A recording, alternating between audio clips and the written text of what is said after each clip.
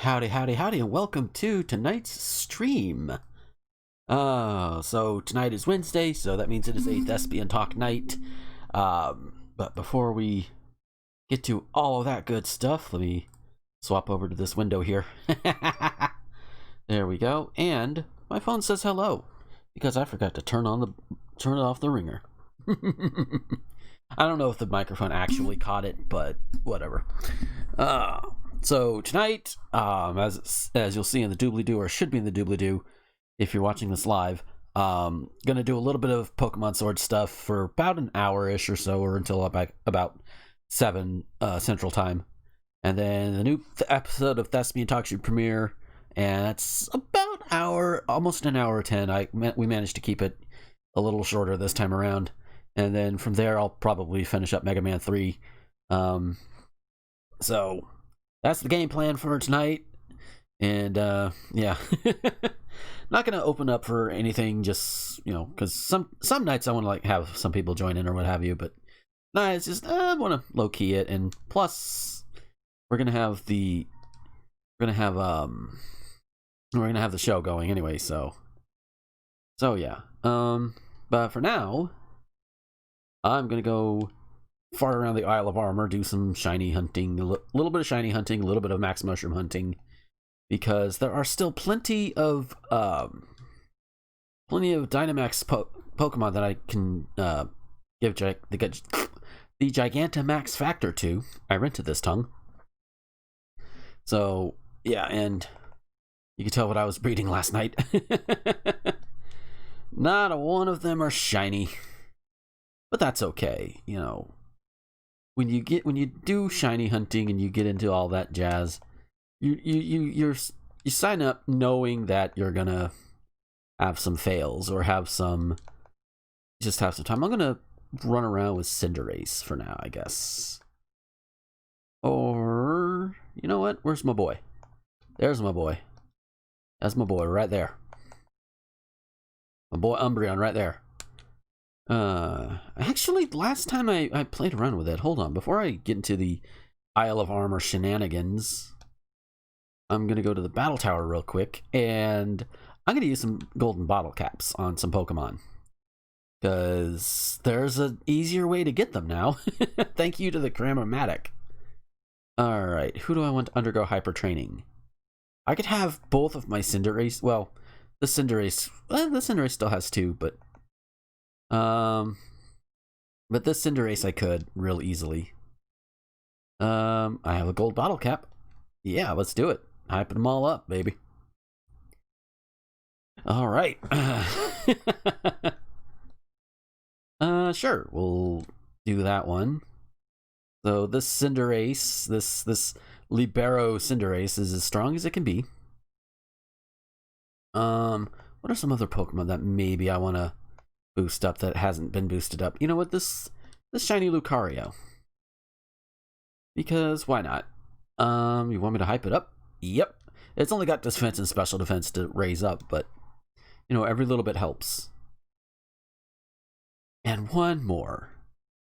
Let's see, who do I want to deal with that with? Gyarados is fine. Hitmonlee is okay. Butterfree is damn fine. Rillaboom is okay. Their aura is definitely okay. Decidueye doesn't even need it. And it's hidden ability too, so that's always good. I got lucky when I got that one. Let's see. Jolteon, good. Yeah, the thing I do is... Oh shit, we got a follow, and we got... Hey, we actually got an alert in there. Yes, Mel is following. Hi, Mel. Oh, she is doing the follow. She's doing me a follow, and she was the first to let the actual alert just give its proper debut. Yeah, right now I'm seeing if there are any Pokemon. Well, you know what? Coalossal. You know what? Why not? Right now, I'm just hyper training some Pokemon to give them better stats overall, and a bunch of them I don't need to, because I I breed for a lot of them, but some of them was like, yeah, I can do a little bit. I will say, just going along, all of a sudden hearing "Gwah!" was rage spriting, the best kind of spriting. I mean, hopefully you don't. Hopefully, I mean, I'm sure you're rage spriting to a point to where you don't accidentally knock them around. That would be a pain in the ass to clean up, and that would probably fuel even more rage. At least it would with me, because there have been times where like something would like I would mess up on something to the point where everything just gets kind of just like tossed around or what have you, and I would sit there and I'd be like, okay, gotta step away before I start eating everything and making things worse. Okay, we're not gonna play with that too much. Okay. Hi Malamar, what's up?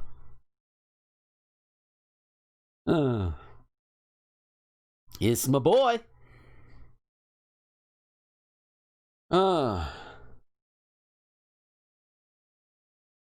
Umbreon is waiting your directions. Yeah. Had large pieces ruined by dumb people. It's sad when it happens, but it does. Yeah. Yeah, it is always sad. Because for those who may be watching either just lurking around or yeah, patience is key.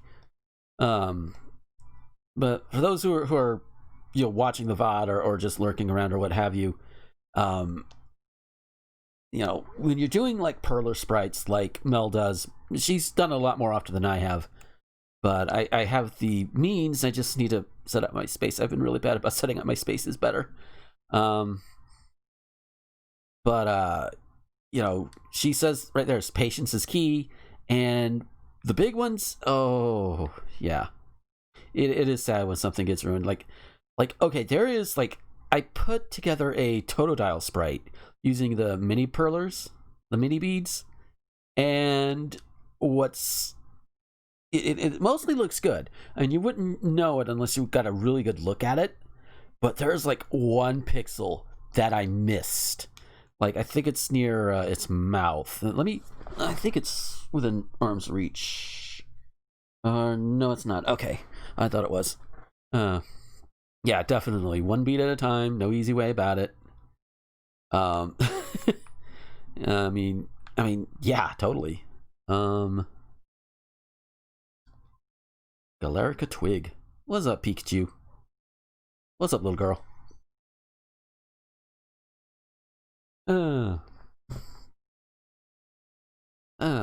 But when you do put together a good, or even a decent sprite, with the beads and everything, and it comes out looking great. You have some good effects. You have like when I do my ironing, I use fuck off with your static. And of course it doesn't affect Pikachu because it's electric type. But Umbreon broke through. Ha! He's like, me be paralyzed? That's impossible. But no, when you have a good sprite that's been done, you look at it and you're like, damn, I did that. Yeah, we did that. I mean, obviously you don't want to necessarily overdo it, but taking some pride in what you do is a good thing. Again, you don't want to overdo it, but somebody requested an Umbreon? By the way, it was not me. I swear it was not me. But Umbreon is something that I would request. But and I gotta snap a picture of it sometime. But on my bedroom wall, like over my bed, I have two of the bigger Umbreon sprites. One that I made that was based on the 5th gen Umbreon sprite, and I call them Midnight Umbreon because I used like the midnight color beads, the ones that look black in almost every light but extreme brightness. Because it just looks so cool. So yeah, little artistic liberty, I guess, but But there's one of those, and then the other one is one. Oh God, Mel! It's one Mel sent me. God, I can't remember how long ago it was. It has to be at least a year or two ago by this point. But yeah, those are hanging up on the wall, and I like the fact that I have art from like several different people on my walls now, including my own, which that's something I never thought I would have. I just like gushing about these people, about the art here, because he's good. And I've got what I call a prototype Gappy sprite on my wall. I call it a prototype because it's not the finalized sprite design that I went with. It's mainly to do with the little hat tassel. It was done up a little weird, but yeah, I got a Gappy. I got a Mike Jones from Star Tropics holding up worm sign, because I am a Dune nerd and I am also a tremendous smartass. Oh damn! Critical ranting. Gee, I wonder if that's a theme. Oh, I should do more of those Kirby flags. Yay, more Pokemon! And speaking of things to your garden, Mel, I know you got one of my Woodmans. Which yay. The other Woodman that I made, because it was last year when Mel was doing the market, I sent some out to try and get sold, and some of them did sell. You know, it's not for nothing, which I'm happy for, and I'm debating whether we want to try it again. I mean, if not, that's cool, but we'll have to see. I've still got some stuff from last year, but considering what the hell was that? I missed what the hell that attack was.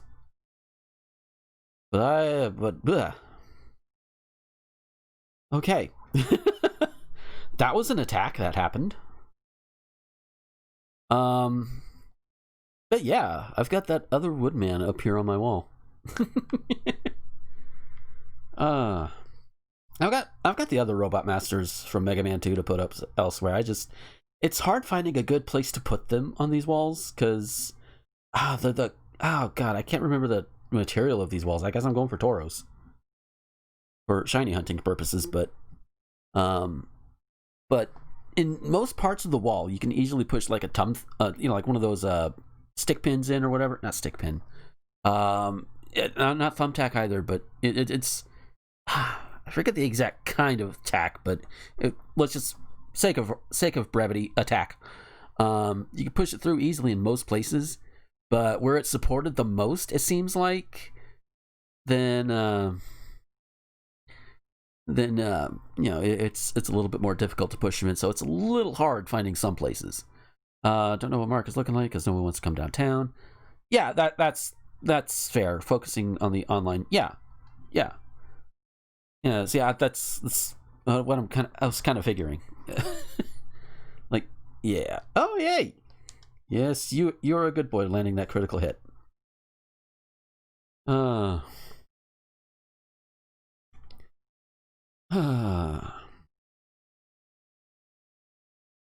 here, Tauros. Oh, fucking bull-headed bullshit.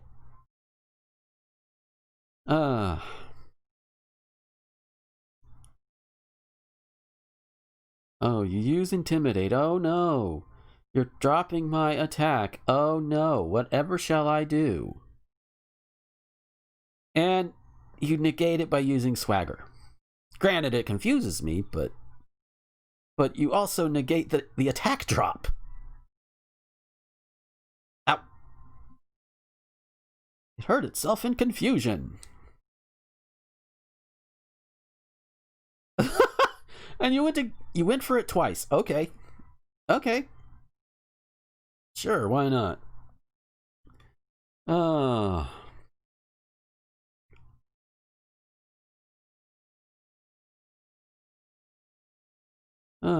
Thrash.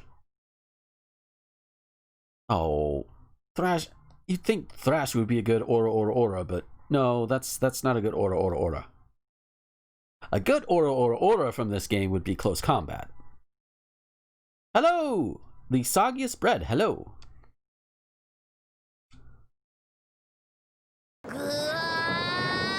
And thank you for the follow. Yes. Right now I'm not really open to trading for the most part, but another time. Mainly because most of the stuff I have to trade is just, yeah, no. But yeah, where was I? I had a thought.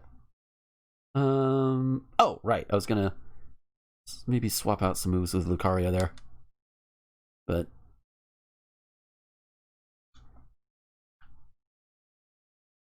that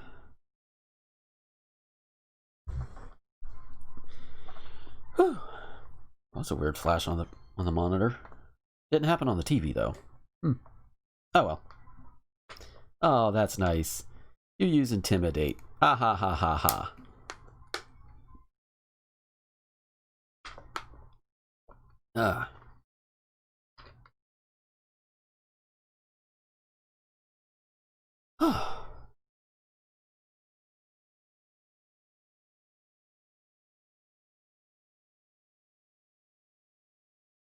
Bully! Bully, bully!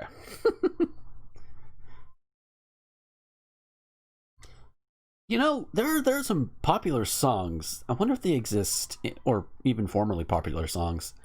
I wonder how they would exist in the Pokemon world. Like the song Wooly Bully. You know? Because bully would be derived from bull, but there are no bulls, there are tauros. So would it be Woolly Tauros? I mean, I know, like, the original song is the pun, you know, the rhyme and everything, but what rhymes with Tauros, though? That would also carry the same meaning. That's what I would want to know. Regarding, apparently, apparently the stream keeps cutting out for Mel. Is it cutting out for anybody else watching, or? Because, I mean, my end says it's still going, so I'm not sure. Oh, you want to play too? Alright.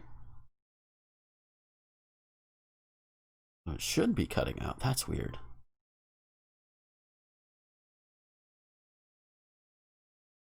Okay.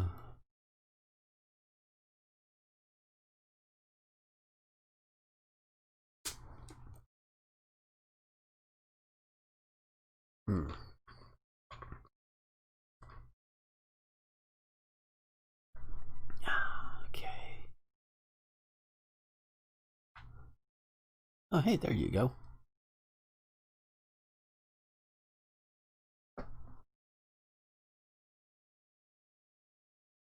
Let's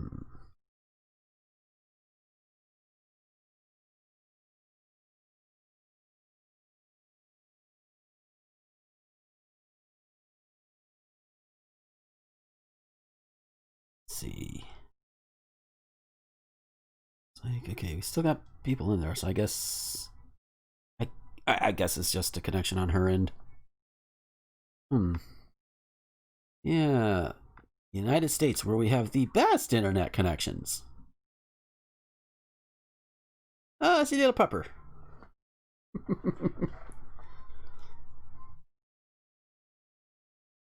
Oh dear.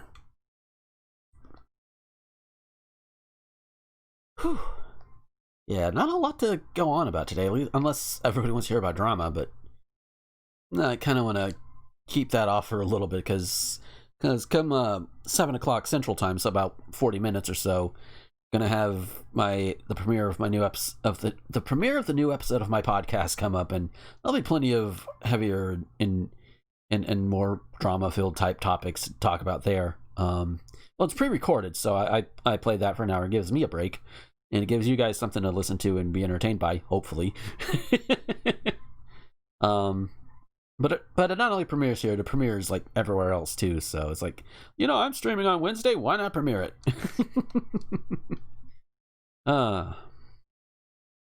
Try to get the best bang for my buck, if you will. But yeah, that's going to be in like 40 minutes, so. But in that time, we can just hunt some shinies. Maybe I might do a max raid battle or two a little later. I don't know.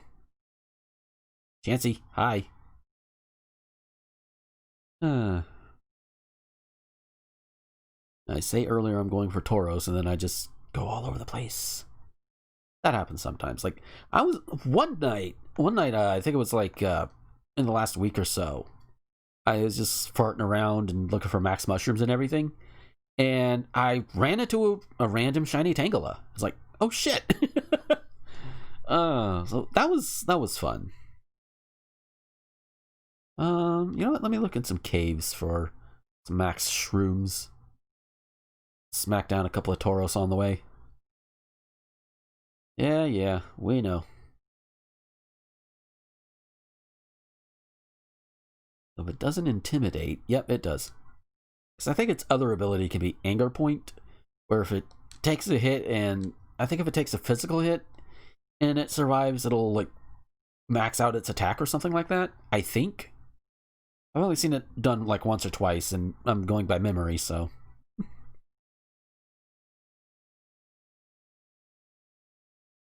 Okay. You know what? I can knock you out too. Because, fighting against Dark and Steel, yeah, you're gonna go down easily.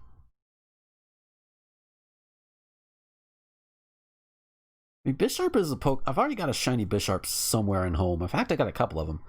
But, but, uh, but any new ones are nice too. uh, uh. Alrighty. I could have went to the other entrance of this cave, but that's okay. I'll just go right in here.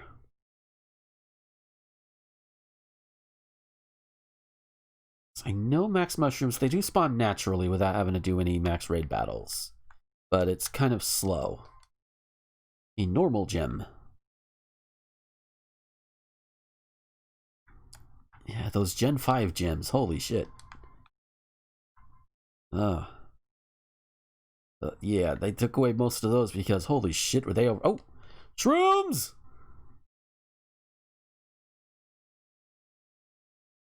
Alright, how many shrooms do I have? Just the one, okay. Need two more for the next Pokemon I need to give the Gigantamax factor to. Alright, oh. Wait, did I get more than one Heartstone? Holy shit.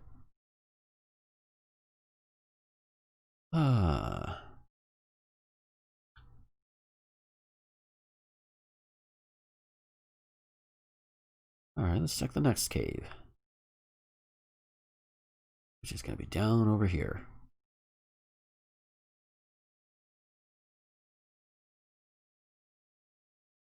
Whee!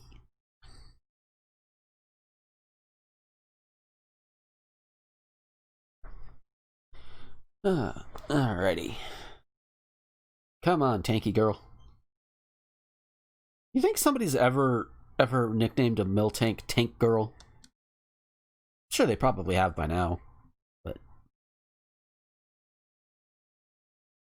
I think it would be neat if I find a shiny Miltank, I'm gonna name her Tank Girl. Just putting that out there.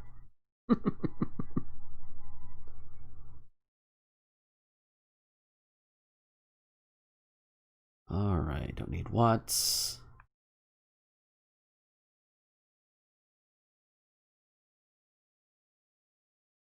Even though I've been Masuda methoding for Sandshrew, may as well. You never know, I might get lucky.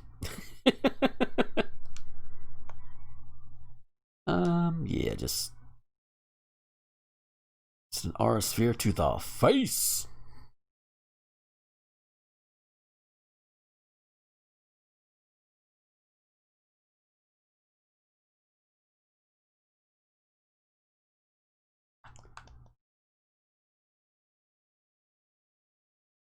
Hmm.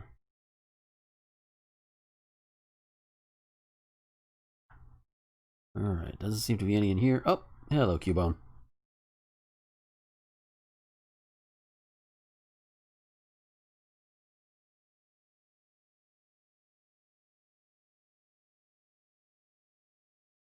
Hmm.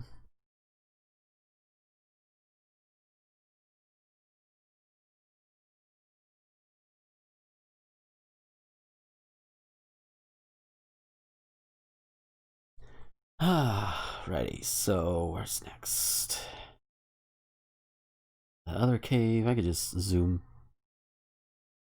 I mean, I know I can, like, fly and get over to there quicker, but yeah, I don't feel like it.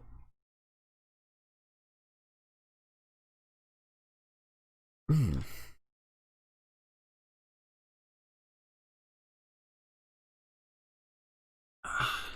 Hmm.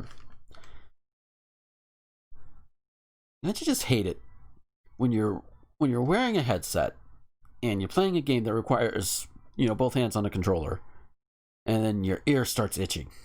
It's like it's really irritating. But thankfully, at least in battle, you can do it one-handed. So, and boy, does that sound weird out of context.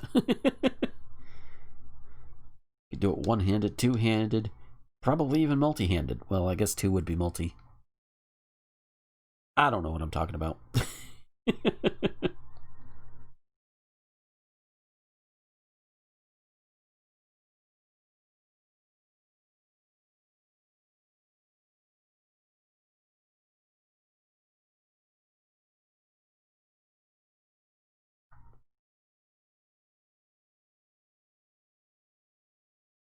Ah. Oh no, my attack fell. Whatever shall I do?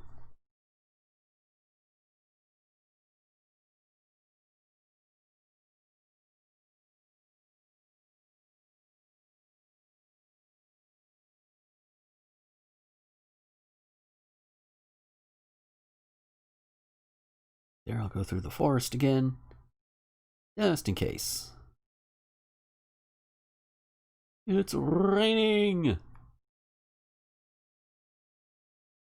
Rain is one of those weird things. It's like, on the one hand, I don't necessarily like being out in it, but sometimes the smell. Oh, there's the mushrooms. But sometimes the smell of rain, like in certain areas, like rain on freshly cut grass or something like that, it smells really nice. But yet, I don't necessarily like getting drenched in it if I'm not prepared for it. Sometimes it's okay, but most of the time I'm just like, no. I do not wish to be drenched in this stuff. What's up, Licky Licky?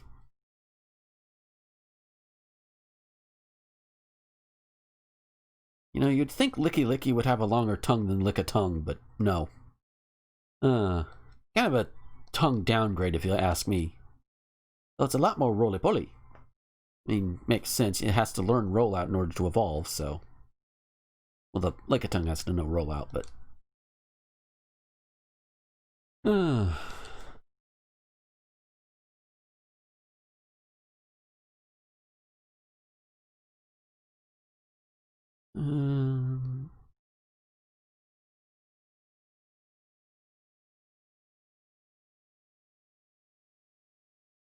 oh, it's a cram.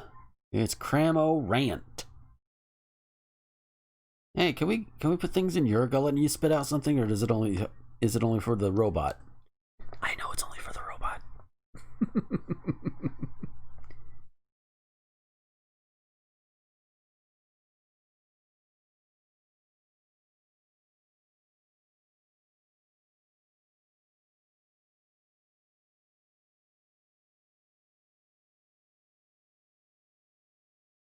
All right, going through here, checking out all of the things. Ooh, an Ultra Ball. Okay, I guess nothing back there that I saw. Oh, here we go. Star pieces, good, good.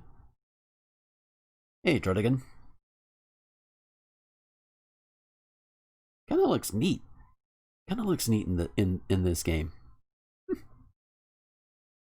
guess it's that head is shinier than a bald man in a fucking stadium. I words well. Oh no, really? Uh-oh. That hurt.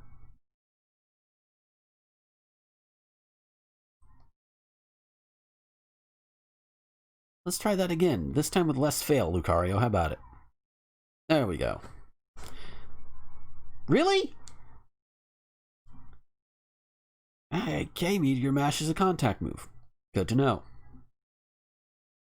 Alright. Need to remember that for the future.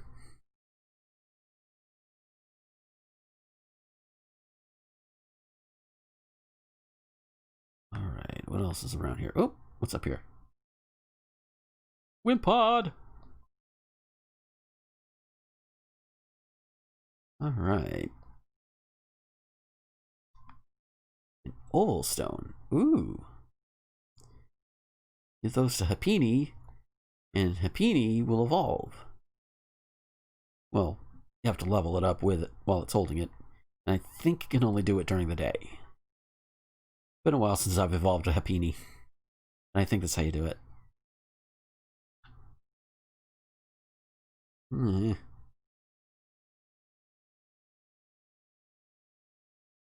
Alrighty, there we go.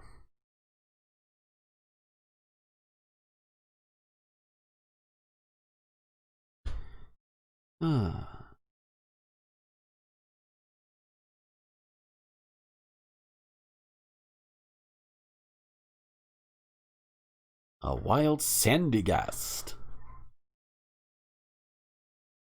Sure, why not?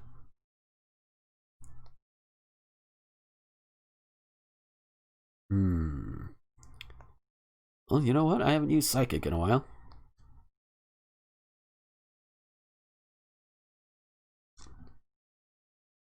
And down he goes.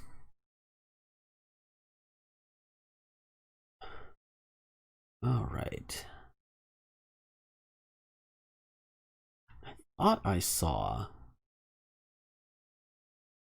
a column for a raid battle. I might give that a shot. I can get back to it.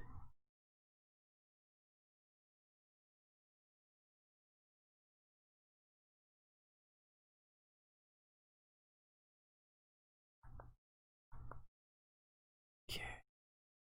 Oh, a tree. And shake, shake, shake. Alright. Shake, shake, shake. Shake some berries. Shake some berries. Shake some berries. Shake, shake, shake. Shake some berries. Hey, Psyduck, what's up? Well, wang wang to you too.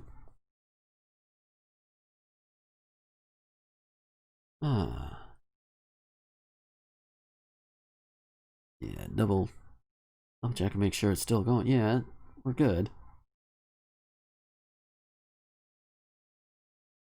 Alright.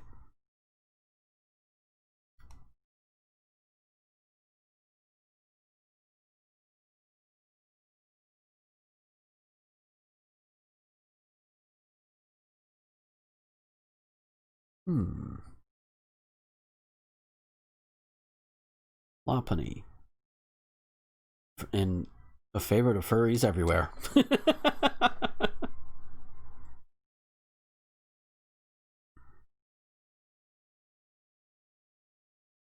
then again, so is Lucario.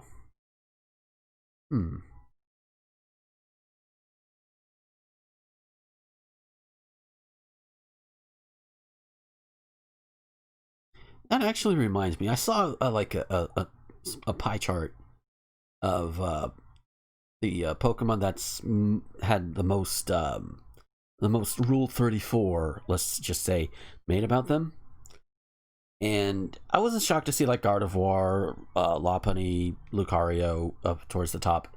But then there's Umbreon, which I mean, yeah, I like Umbreon too, but I don't like him like that.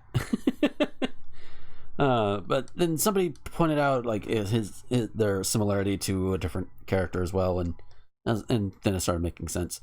So I was like, oh, okay, because I'm thinking, yeah, Umbreon are not bipedal. And that's what kind of threw me off. My brain goes places. And I take everybody listening with me. Yeah, I think you're just pure water, so I don't have to worry about that. And down you go. I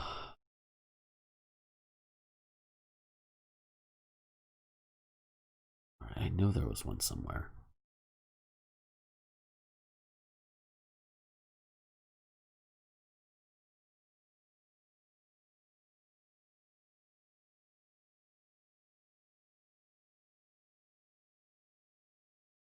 Where was it? Oh wait, it's the other direction, isn't it? Yeah, there it is. Thought I saw one earlier. And whoop.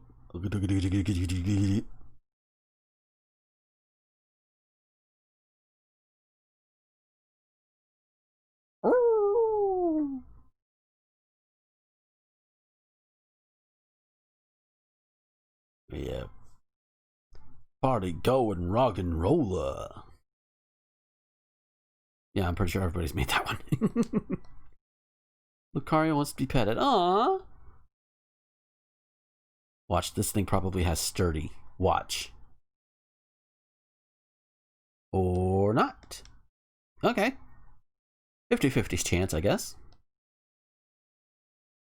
Ever since sturdy was changed up, it's been kind of one of the banes of my existence. With certain... Oh. Ah, it's a big steel elephant. Let's connect for real quick.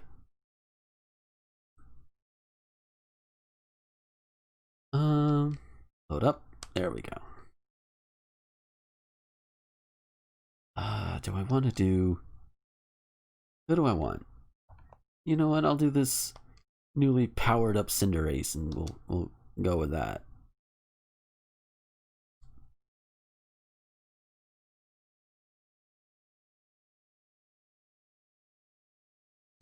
Now be prepared to witness the firepower of this fully armed and operational Cinderace.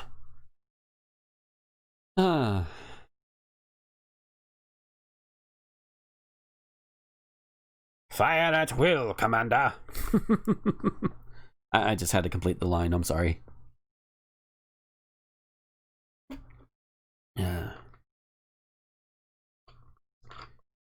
So let's see if people can pop in. Now, I know they did an update to where, like, if two people wanted to, like, do some things together, like battle or trade or whatever, then you should have an easier time finding them. Like on your friends lists or what have you. You should be able to, but I haven't tried it yet. I might try it a little bit later off stream or something, but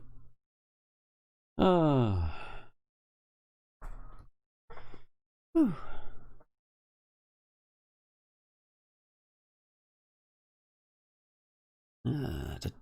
Come on, people.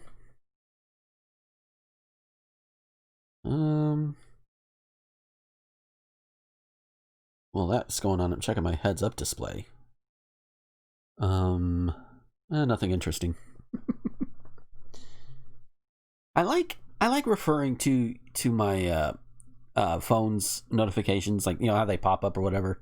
I like referring to that as my heads up display. I think it's neat.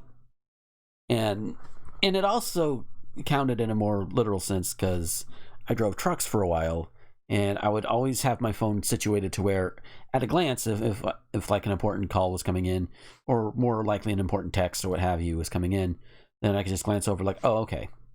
Which there's a funny story around that too. So a few years ago, I was on my way home, just getting off the road, and I get this text coming in. It's like, okay, you know, glance at it and notice, okay, there's a picture with it. No big deal. And it's from a number I hadn't recognized. Like, okay, that's kind of weird. But my number used to belong to a friend of mine, and so it's like, okay, it's probably mistaken identity, and I was correct. But when I had a moment, I was able to look at the actual text, and it was a big old dick. Dude opened up with a dick pic. And considering it had been a few years since I got my particular phone number, this guy apparently hadn't seen hide nor hair to contact my friend, until that moment when he obviously wanted some booty. Now, I noticed that when I was about an hour or so away from home. So I had time to think. I'm thinking, okay, what do I want to do about this? Do I want to string him along? Do I just want to tell him off? Or do I really want to fuck with the guy? You know? Those were my options at that particular point. What I ended up doing, though, was just saying, just when I got home, I texted the guy. I said, "Hey, man, I know who you're looking for. She ain't at this number no more, and she quite obviously didn't want you to have her new number. So, yeah. And also in the future, don't lead with a dick pic. Just don't do that. That's not cool. I don't care if you know the person. Don't lead with a dick pic. I don't even lead with a dick pic with my own girlfriend, and she likes getting dick pics from me. Okay, so and I know better than to lead with one. So yeah, I mean, at the very least, say, hey, I want to send this to you, and then from there, you go on as you will, because my girlfriend, a couple of days out of the week, she'll volunteer at a local vet's office. And yeah, I don't think she wants to be getting something like that in the middle of trying to prep little doggos and kitties for surgery. So yeah, that would be something. I don't think anybody wants to have that conversation at that point. Paparaja, you have a distinct advantage when it comes to... Okay, yeah, that was actually a good one. I was gonna say, you had a ground move. You could have came up against me, a literal fire type that's standing on a huge ass fireball. But I guess not. Okay, you have fun with that, buddy. With the Iron Head against the Togepi, that's a good move. Ooh. All right, what do we got? The Ball of Shadow. Oh, yay.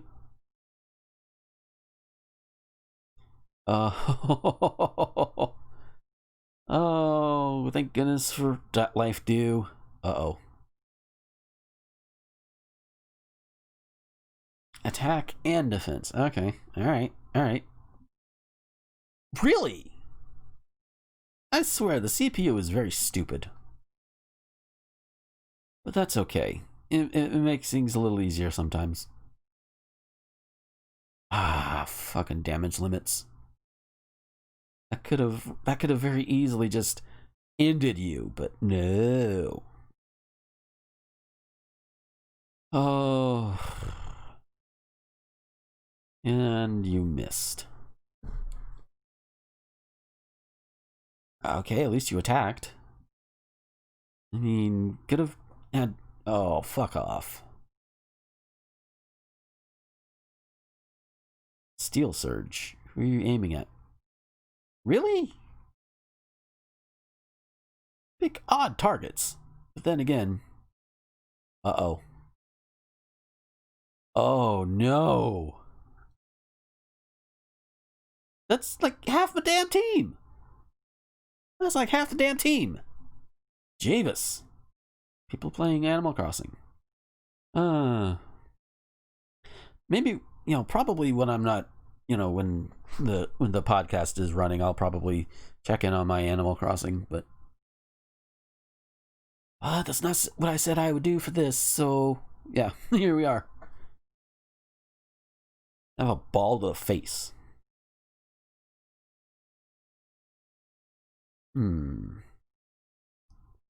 Really? Wow. Uh-oh. Who are you going after? Oh, now you pick the smart move. Oh, no.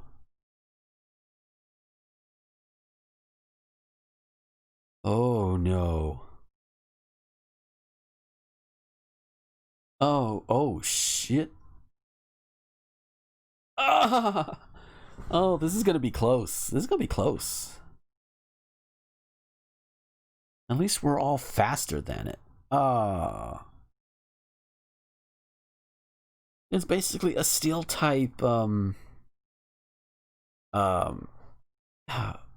stealth rock. That's the one I want.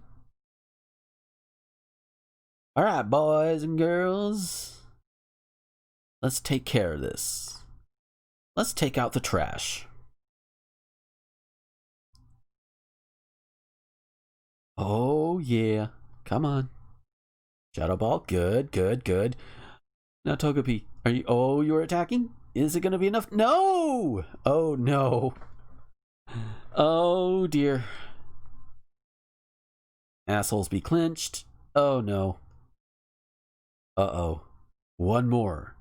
If he gets one more, we're done. This is coming down. It's coming down. Oh, no, we're done.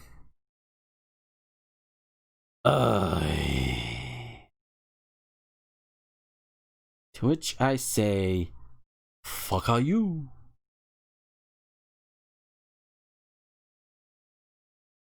I got time for one more.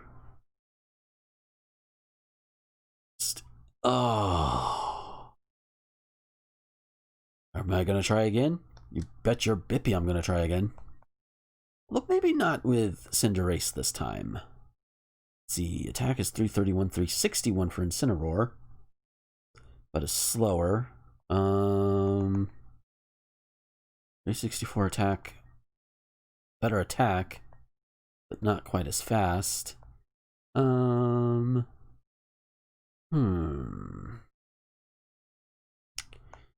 other move? What other? Let's see. Steel is weak against fire, fighting, and ground. So, Rillaboom has high horsepower. Diggersby also has huge power, which doubles its attack. But it's not nearly as fast as the other Pokemon that I could use. Wonder Guard is a thing, but it could be nullified. That's the last thing I want. You know what? Diggersby. That Diggersby, though.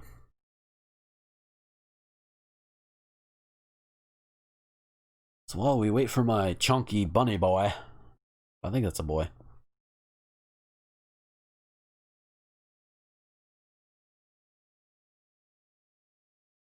Yeah. Oh yeah. While we're waiting, I want to touch on a mobile game I play a lot. If you've not tried it, try the mobile version of Lemmings, because it's actually quite fun.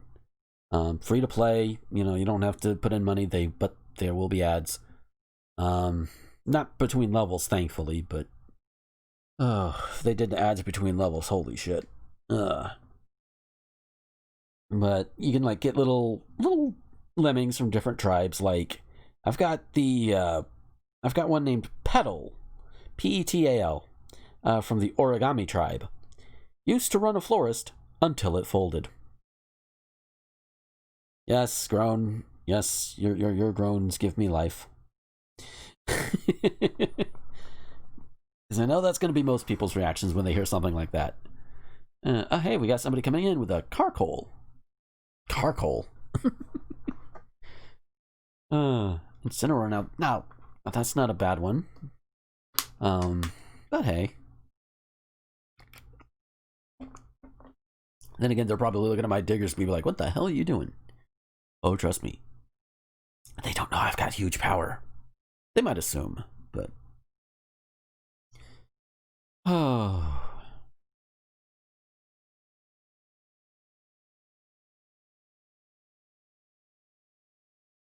Oh dear. So, 10 minutes until podcasting time, which this will probably run right to it, so that'll be good. Yeah, this week's podcast, I mean, I'm behind it enough to put it out, obviously, but I'm the energy, at least somewhere throughout it, it's felt a little weird by the end. I don't know how well it'll come through for everybody else, but then again, I'm a little bit more sensitive to energies sometimes, so take that with a grain of salt. But I think, again, I put it out. I think it's enough to. I think it's good enough to put out there. But so when we try a new thing, do some different things there, and just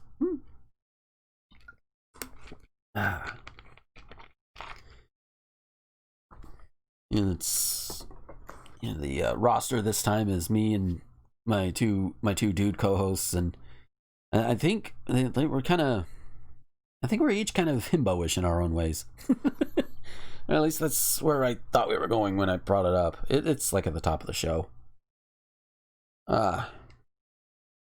Because I claim to be 90% himbo. I'm a bit of a doof, kind of horny, but generally try to be a good guy. I just do not have the look of one. It's only 90%. Wishy-washy. Formed a school. Oh, you formed a school? What do you teach? Not that kind of school. Oh, yeah. Got a big ass bunny.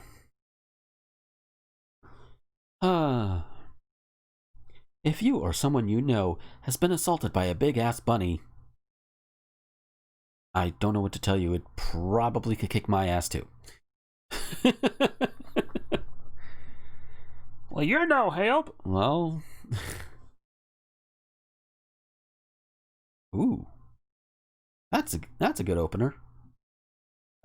I've never been a big fan of recoil moves, honestly, because it's like, yeah, you get all that power, but then you got the damage you take, and the less damage you take, the better off you're gonna be. So, at least that's my philosophy with it. Now, of course, obviously, obvious trade-off is obvious, but Focus Blast, yeah, that's good. Uh-oh. Who are you going for?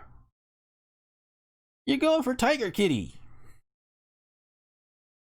Oh. Oh, God, that made me think of... God damn, Tiger King was this year, wasn't it? It has felt so long. Years so long. Ah. And Tiger King didn't help. Ah. Pretty much, I think everybody except the trans person involved in it was trash, if I remember right. So it's like, there are no heroes. Except for the trans person. From what I understand. Like, I saw, like, the first couple of episodes of it, and I was like, yeah, just... There are no winners. There really aren't. And how is it that I am getting the damage limit every time I seem to do this? What the hell? Ay. Just Max Quake. Oh, you can do it too. Oh no. Well, shit. Also, having played the Isle of Armor in both Sword and Shield, I can like Clara a little bit better. That may or may not be because of the thigh highs. May or may not be. Maybe. Nah. Honestly, I just think at least with their final battle, Avery he makes the battlefield weird, but which prevents priority moves. But at the same time, it's like Clara, she actually will try and hurt you with the poison spikes. Oh, hey. Fuck off with your barrier. Ha! And it missed. That's okay. Because huge power plus -4. Yep. And that's how you do it. Boom. Just admit you like Clara better because you think she looks better. Yeah, okay. I think that's one of those things we all like, as just people who enjoy media, need to embrace. Is like, if we like a character for a shallow reason, then just admit it. And do I have enough time for this one? Nah, I do not. But that's okay. Sometimes you just don't have enough time. I will peek in and see what's in there. Be kind of neat. Okay, what is in here anyway? I'm not gonna do it, but oh, Steelix. Okay. I hear thunder boom outside. Holy shit. Oh, lordy. So, alright. Do a couple of more... I'll smack around a couple more Tauros, and then we'll get the podcast ready. But yeah, if you've been sitting here listening this long to just me going off on odd tangents, then congratulations. Because this is what happens when I'm just got my own thoughts here. And even with my own thoughts, I try to be decent about it, but I do hope, like, if I say something or do something like really stupid or dumbass or whatever, that you let me know, because yeah, it's the only way I'll learn. and hey, everybody, when it comes to like growing as people and being called out on things, yeah, we all need to be called out on things every now and then, but we also need to be able to grow too.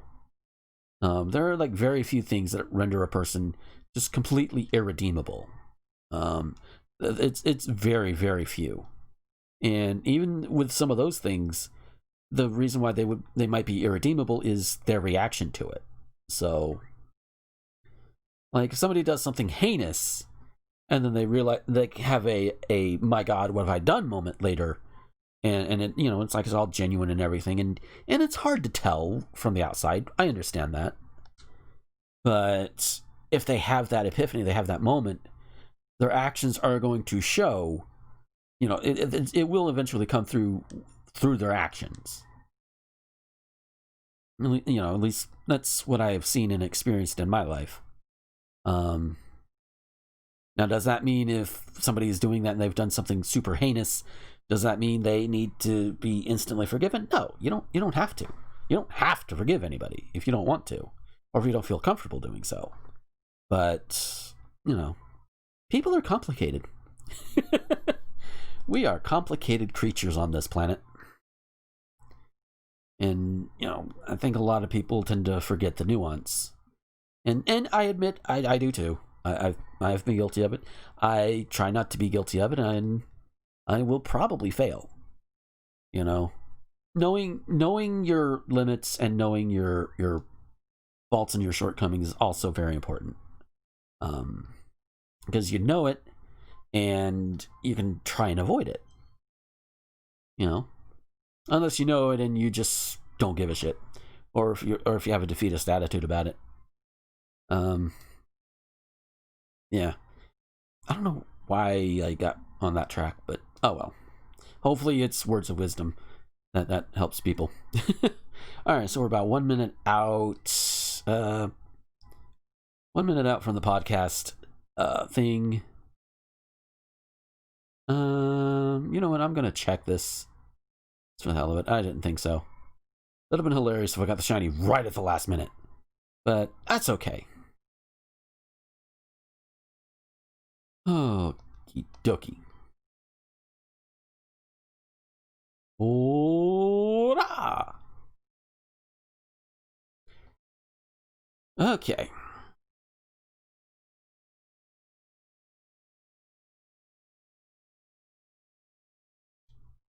Alright, I'm gonna save my game right here, because it's right at 7.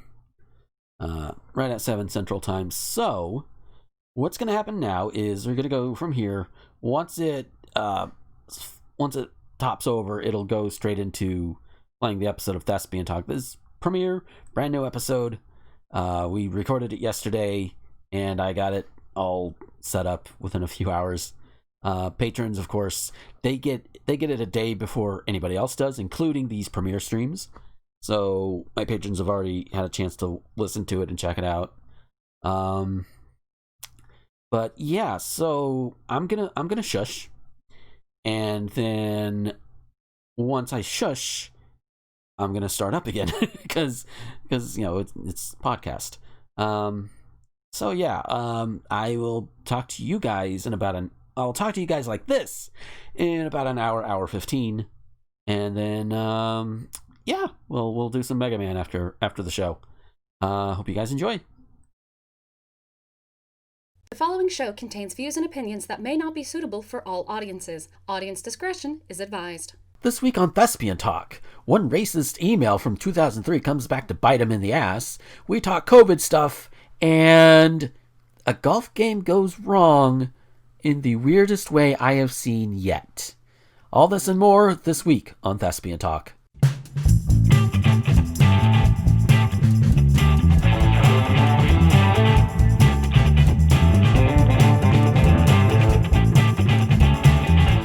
Howdy, everybody, and welcome to Thespian Talk. I am your host, Gomer the Ranting Thespian. With me this week is Rosenthorn. Yeah, guess which dumbass forgot to tell him about the show the night before. Oops. That would be me. But I admit it, I own it. And also with us is Scolopendra. Hey, what's up? I'm the other dumbass.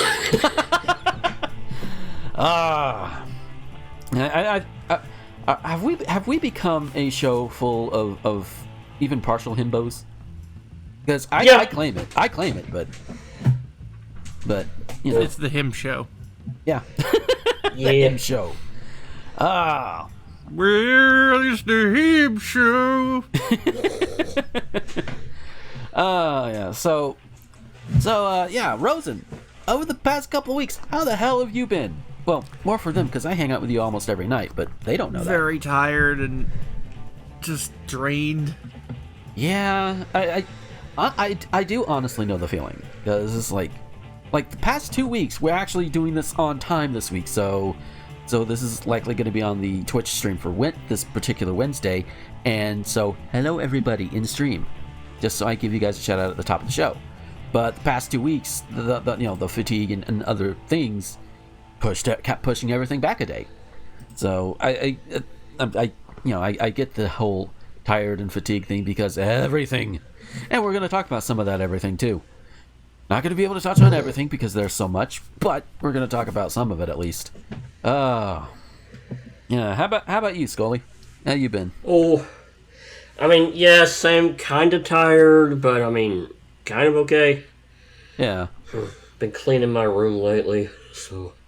Yeah, something I should do with my office space, I'll give you that much right now. Yeah. But it's in my case, it's a matter of where should things go, because I have a lot of stuff that not really needing to get rid of, but at the same time, where do I put it? Maybe I should just bite the bullet and give some of it away. Or sell it. That works too. But yeah. Alright, like maybe 5-10 minutes before I went to record, I saw this quote tweet from Lizard Beth, and the tweet she quote tweeted from has to do with these anti-mask mesh face masks. So for those who don't know, you got the anti-mask people who of course they're all like, well, the mask gonna be repressing my freedoms and da-da-da-da-da. It's like, no, we're telling you to wear the mask so we don't get sick off your I want to hurt people. Well, guess what? I want to hurt people too, but I'm not going out and doing it. And besides, if you want to hurt, you should not do this. But if you are going to, if you really want to go out and hurt people, throw a punch. But yeah, do not do this. Anyway. Or alternatively, just call them a motherfucker, hurt them emotionally. That also works. Yeah. Although I will say, in either case, you best be prepared for an ass whooping.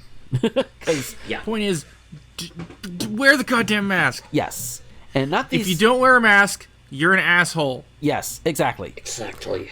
Oh, But these mesh face masks, and these are mesh, like you can literally see through them. To like the person smiling behind the mask, and it's like what the hell? Like, one person even asked, "What the fuck is the point of these?" Compliance. You've seen Gravity Falls, right? I've seen some of it. I haven't watched the whole series. Have you seen the episode with the unfrozen president? I don't think I have. Oh well, at the end, the unfrozen president gives Dipper a negative $12 bill, and it spawned a meme. Oh yeah. What? That's the episode that meme comes Wow, this is worthless. Yes. It's less than worthless. from. Exactly. Just like if you're going to go through the rigmarole to put on a fake mask, just do the real thing. And it's just, and I know some people are like, but the oxygen levels and the breathing, and it's like, I know asthmatics. It's like, you're an idiot. Yeah, I know asthmatics, and I'm out of shape, so if I walk too far, my breathing starts to get. You know how like the stereotypical fat person on TV, like, I get sort of like that. I hate to pull it out, but See, there you go. That's me sometimes, granted, but Yeah. Yeah. the point is, no matter what unless you, there's really no excuse, because even people with physical disabilities, with internal disability or external internal, everyone is wearing the mask. Yeah. Just do it. Yeah. 99% of us can do it. I always leave that 1% margin of error, but 99% of us can do it. 99% of us should do it. Also, stay the fuck inside. Like, Yeah, I'm only going Jesus out if I Christ. absolutely have to. Yeah. There's like two big reasons you should be going out. One, if you need supplies. And the other one, maybe and your mileage may vary on this, but some people, like go walks in like a local place or whatever. If you have a backyard, you can go out there. Not everybody does, I realize that. Or if if in my case, I live out in a rural area and it's hot as balls, but I do have a car. And so I don't get out of the car unless I have to go for supplies or something. And whatever I take in there stays with me the entire time I'm in the car. Because I make it a point to not stop anywhere if I don't have to. That sort of thing. Go for a drive. It gets you out. It helps relieve some of that cabin fever that you might have. And hey, you can listen to some really cool podcasts while you're driving. Kind of like this one.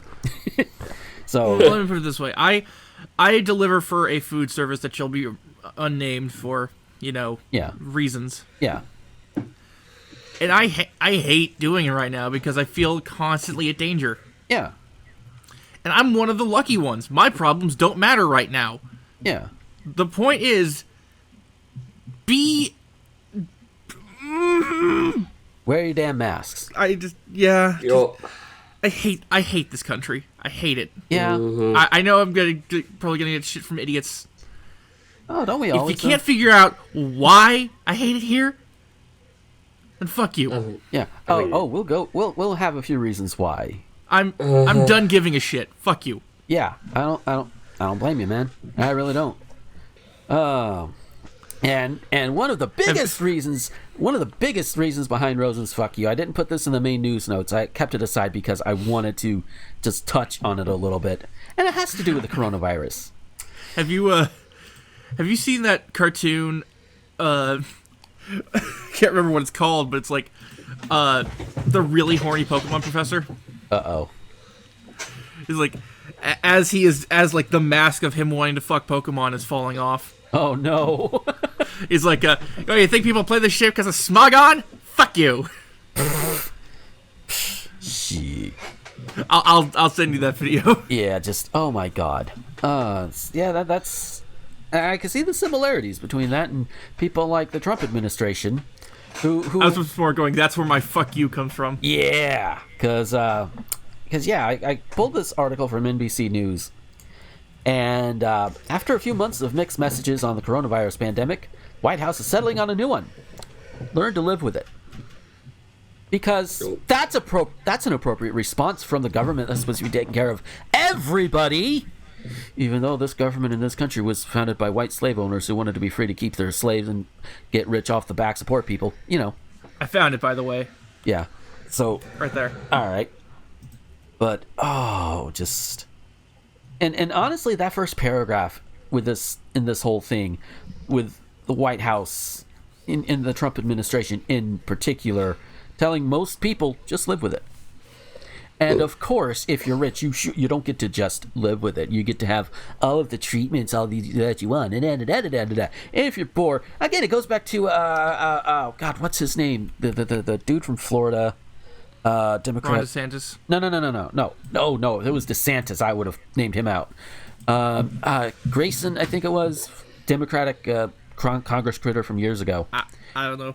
But he put forth what he basically unveiled the mask of the Republican health plan, and he said, you know, the Republican health plan, don't get sick, but if you do get sick, die quickly. Yeah, that's basically it. That didn't need to be revealed. That was obvious. Yeah, but apparently, but at that point, Republicans were trying to, him and haw and be like trying to hide behind things. And it's like, no, bitch, this is what your plan is. We know this. Stop lying about it. We know this. Did you see the tweet thread from Nash? Remind me which one that is. It's a thing I've been saying for weeks. I'm glad someone else finally said it. Mm-hmm. Let me see if I can find it. Yeah. I have another topic that I wanted to talk about that we talked about last night, but I wanted to do this first because I feel like this is more on topic. Yeah. Oh, definitely. Give me a minute. While he is doing that, I'm actually setting up the opinion meme right now. So, yeah. There we go. Oh, here we go. Okay, go ahead. Yep. This is from Nash. You have got to stop pointing out the hypocrisy of these Trump motherfuckers, and that includes the Republican Party. Mm-hmm. A consistent position to them is just a set of rules. You, me, anybody with sincerity and a conscience abide these because we actually care. They don't. They won't. It's not like you can't reason with them. It's that they don't care. They know their position is flawed. They know it undermines itself. They know they are guilty of every accusation they lob at others. They don't care. They accuse you of hypocrisy. They try to find ways to poke holes in your beliefs. They try to trip you. That's because you abide by rules. They don't. You're playing tennis and they're playing let's kick people in the crotch for fun. That you believe in an ethical position is something they consider a weakness. It's not about a sincere position. It's about winning, and for them, winning means hurting people. They will hold you to rules and then refuse to abide them later, and this is on purpose. Stop playing. To which I added, they're a lot like the Terminator.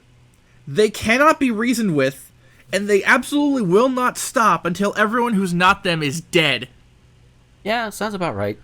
So if one of these uber conservative, I say uber conservative, GOP bootlicking motherfuckers tries to start some sort of debate with you, it's usually going to be in bad faith. Just say no, fuck off, and go lick some more boots. That's my knee-jerk one. Go away. Fuck you. Yeah. Like, you know what? You're trying to, you think you're above rules. Hey, guess what? You're not the only one who could break rules, assholes. And guess what? They're our rules, not yours. Piss off. Oh, I have a fitting video actually. Oh, good. I don't know how I keep doing this. I'm just scrolling through Twitter. I found from the Shitty Mario Twitter account. Uh-oh. Someone made a Super Mario 64 mod where your head's a fidget spinner and you can fly due to it. So you just fly away like that fidget spinner. Nice. Oh, so with that out of the way, let's go ahead and hit over to our meme list, where we left off. I had something after this. Okay. Yeah. We'll take care of all these because I think for three of them they're going to be really easy to go into. The fourth one, never heard. I don't think I've heard of that one. But the next one up on the list is Reddit, number 44. Reddit's all right. I mean, just like most sites, there are very good places you can go to, and then there are very, very, very bad places you can go. I have also heard that recently Reddit has pretty much banned, I think, like the Donald, for example, that subreddit, and similar subreddits. Donald. So, yeah. Took them long enough. Yeah. Yeah, it was a bit too little too late because, okay, I use Reddit. Mm-hmm. From what I know, that the Donald basically went dormant a few months ago. It needed to be banned in you know what? It should have been banned after that Charlottesville disaster. Yeah. That's when it should have been banned. But I mean, good. They also banned gender critical turf subreddit. They also banned consume product, which was basically an anti-capitalist. It was masquerading as an anti-capitalist subreddit, but it was really blaming the Jews for everything. Oh, Of course. Every time. Yeah, and also they banned r/soy boys. Isn't that what's his fuck? Paul Joseph Watson. Yeah, that's right, Seleucus Secundus.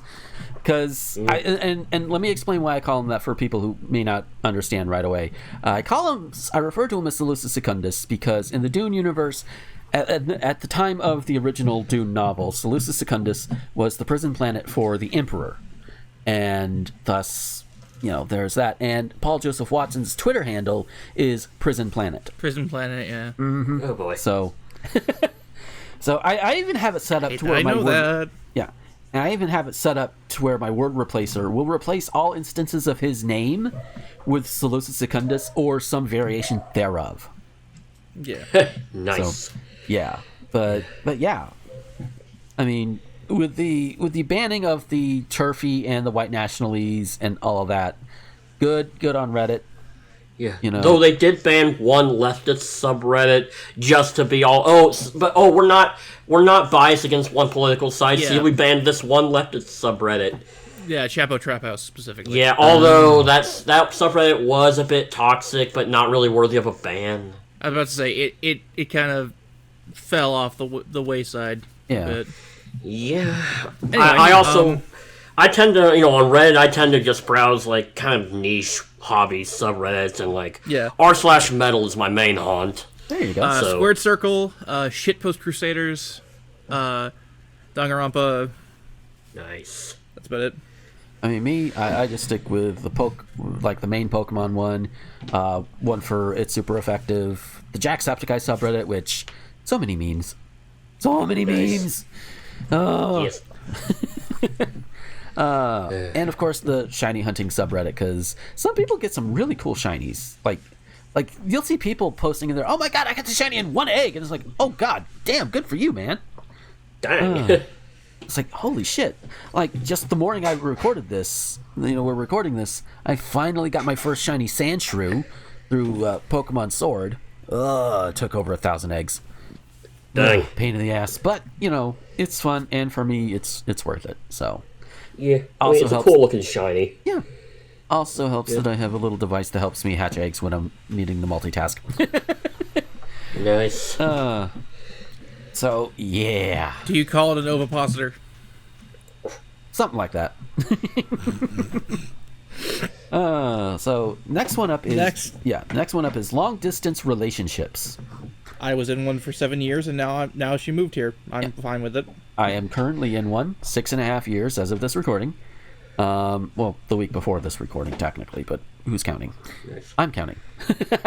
Yeah. Basically, they can work, but like with me and Casey, you gotta put in the work. Oh yeah, definitely. Mm-hmm. Yeah. Yeah, I'm in one too, and I've been in one for we doing celebrated stuff right now, 3 years. Yeah, we celebrated 3 years a couple days ago, actually. Nice. Congrats. Yeah. Pretty difficult work, though, especially considering time zones, because actually, it's a poly relationship. So I'm in friggin' America. One's in France. One's in Australia. So it's like, Get it.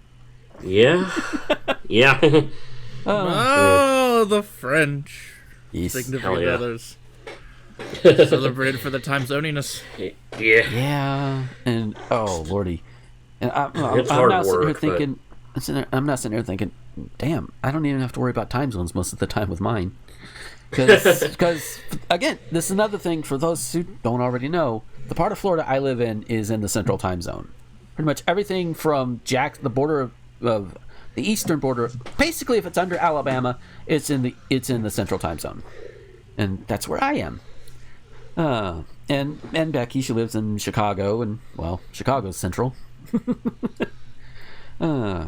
interestingly enough, we're about the same kind of distance within our time zone to each other.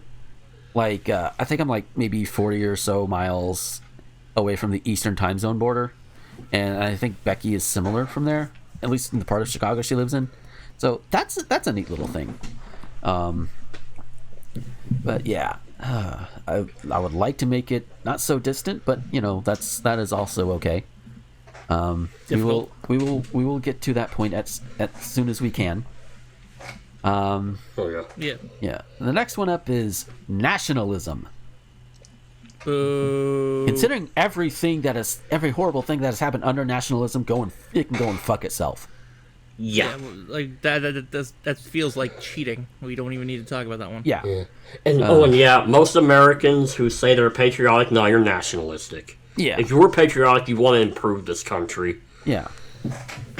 The last one we are looking at today is Nick Land, who is still living.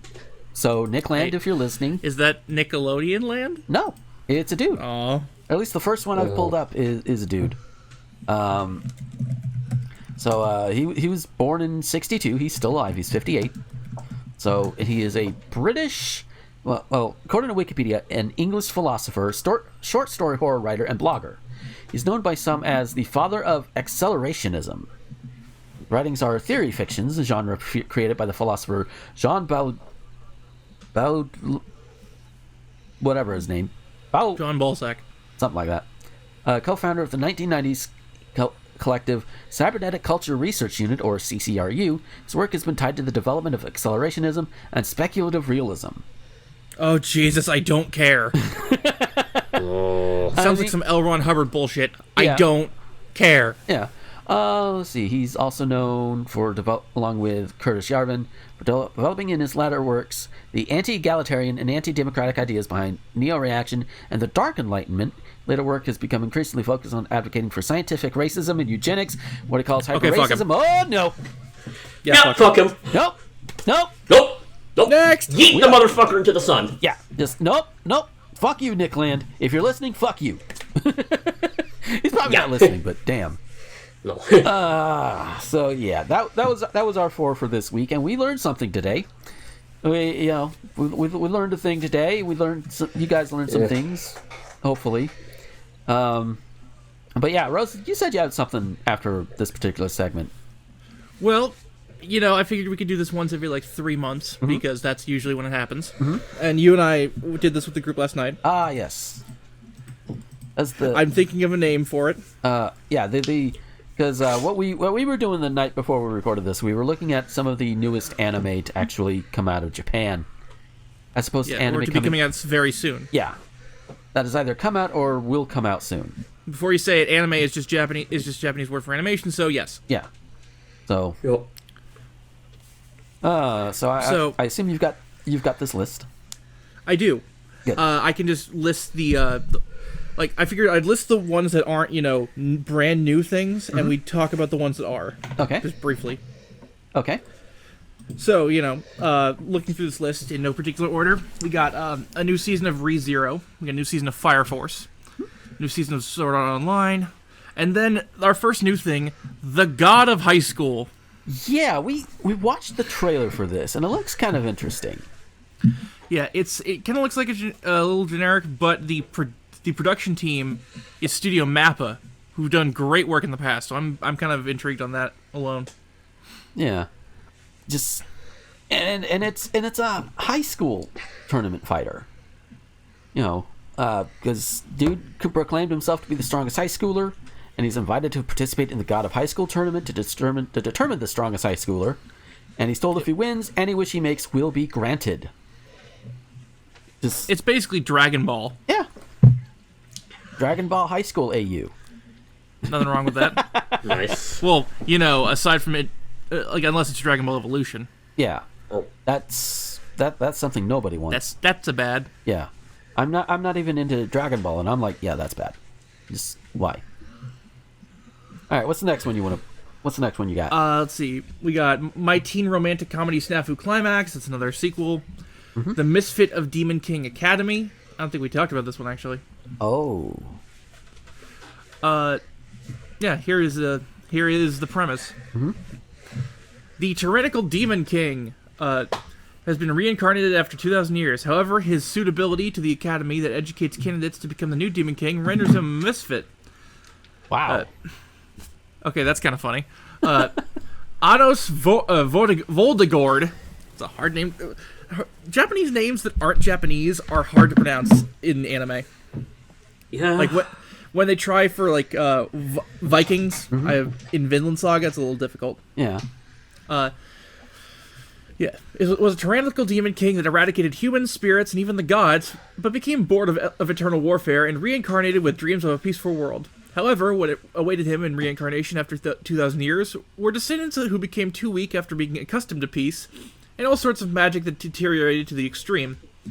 Anos enters Demon King Academy that gathers and educates those who are viewed as the reincarnation of the Demon King, but the Academy could not see through his true powers, and ends up branding him as a misfit.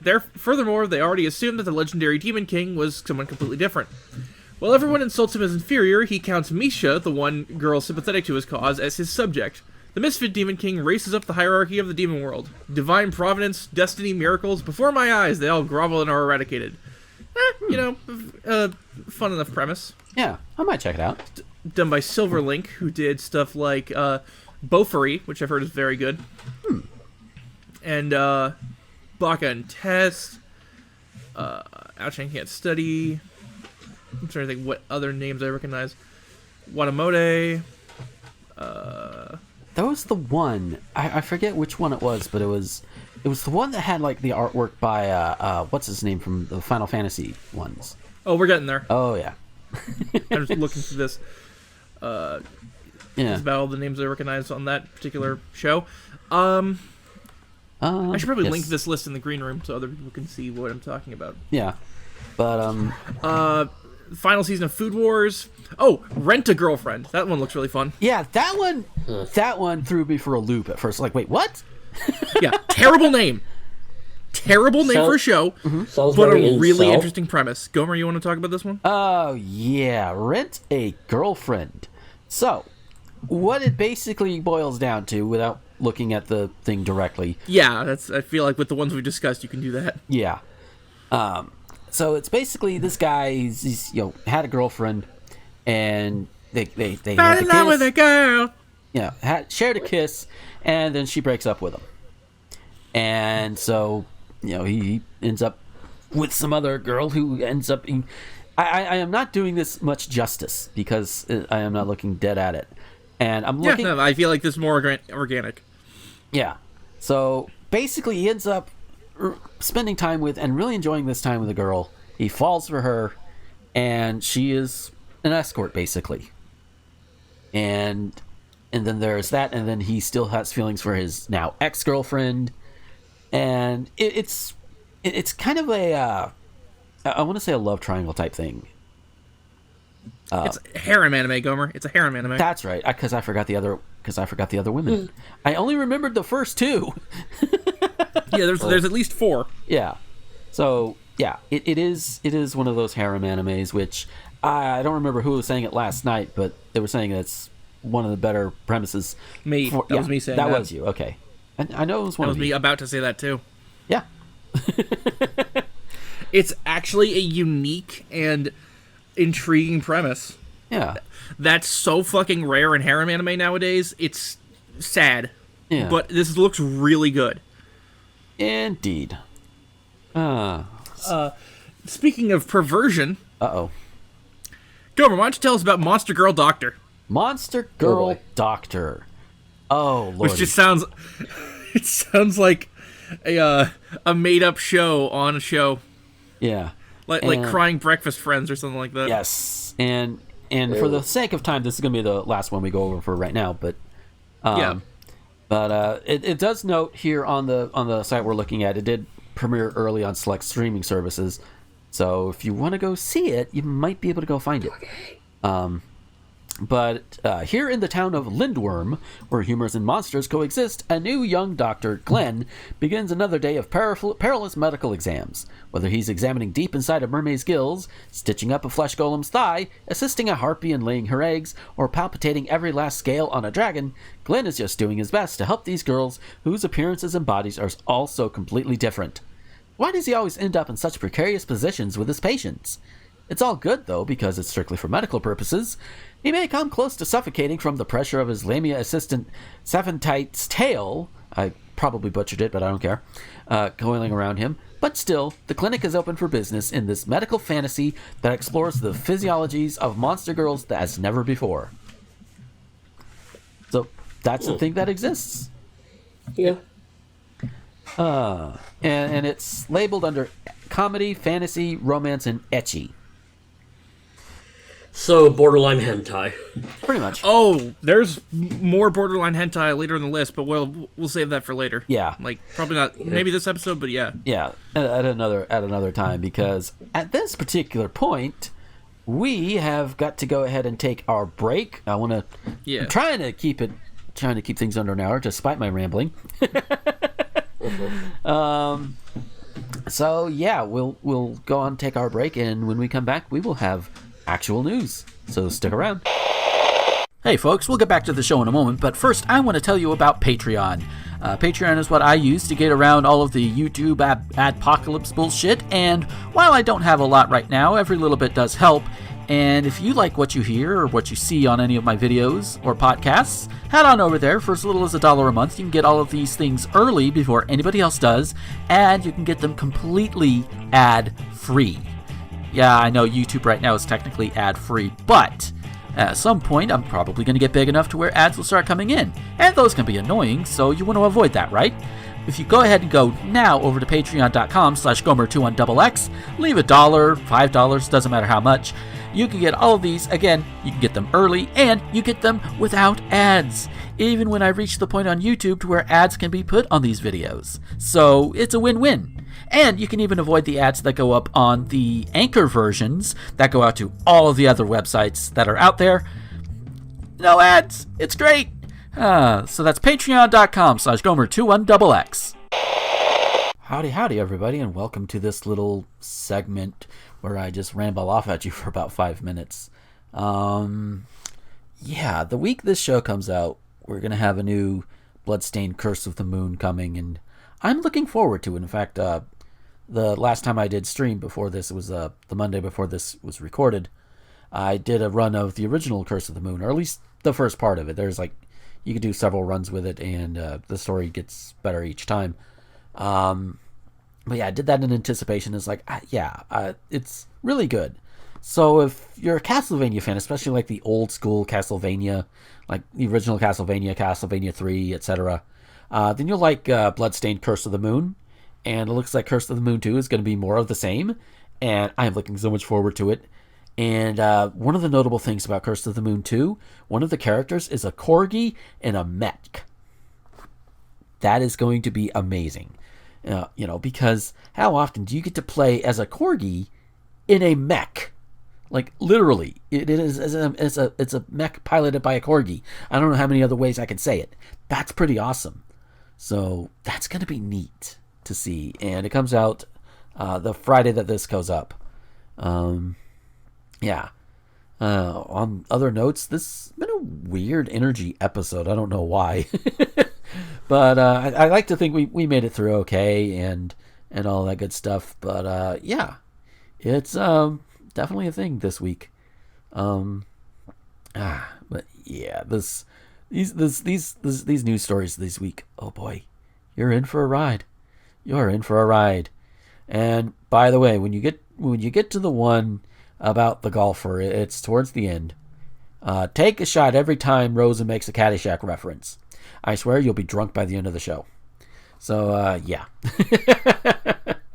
Yeah. Enjoy the rest of the show.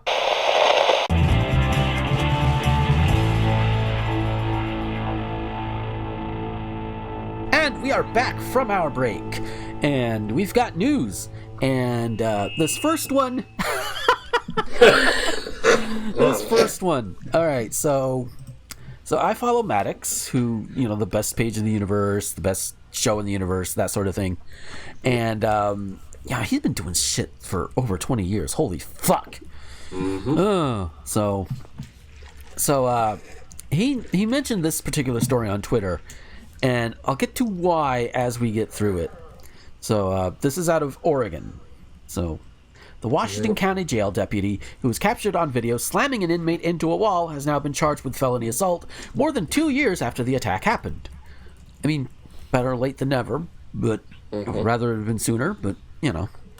Ryan Alden, remember that name, turned himself in Friday morning to the Washington County Jail after a grand jury on Thursday indicted him on charges of second-degree assault, unlawful use of a weapon, and official misconduct. His bail was set at $250,000.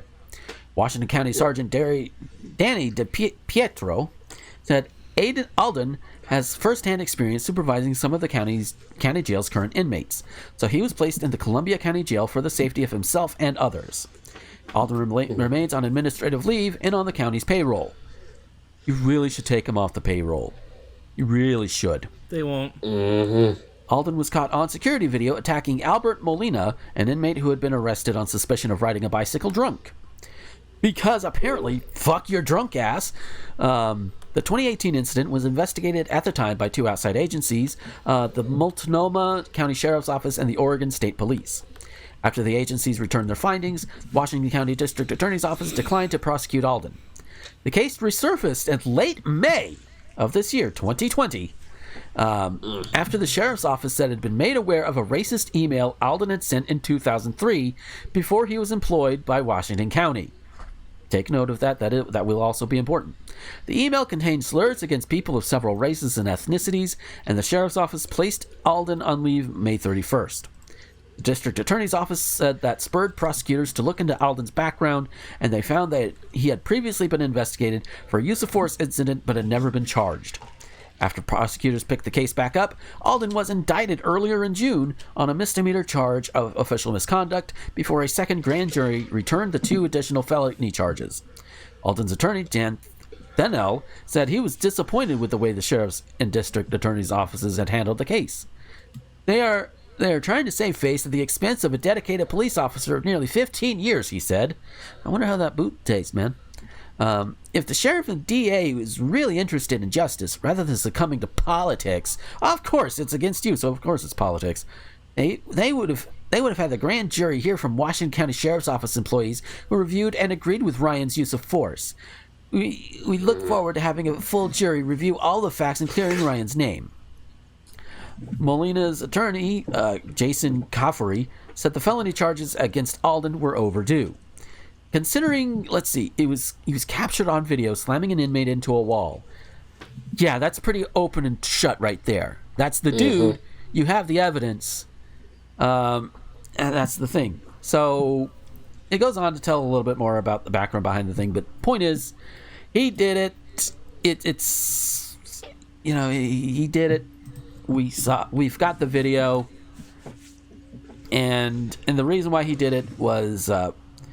He thought the dude he slammed against the wall was trying to solicit a fight by adjusting his pants, shifting his weight, and saying, "What's up?" Which Alden claimed was a phrase used by gang members. Hey, Ryan Alden. Hey, Ryan Alden. What's up? Oh! Am I a gang member now because I said what's up? Oh! Or did you think it was a gang... If it was a gang phrase, did you think it was a gang phrase because Molina is most likely not white? It does not say in the article itself, and I have not watched the video, but that's going to be my assumption based on everything else. So, okay, so this email was sent to Maddox back in 2003. And it was in response to an article that Maddox had written about illegal immigration. Namely, how to get, because it's one of those things that always pops up in this country. Them illegal immigrants trying to take our jobs, you know? And Maddox pointed out in that article that it's not the immigrants' fault that you're not getting that position at the Walmart. I'm paraphrasing a hell of a lot, but it's the corporations that are paying these desperate as hell immigrants that the lower wages, because they're just trying to save a buck and get the cheapest labor possible.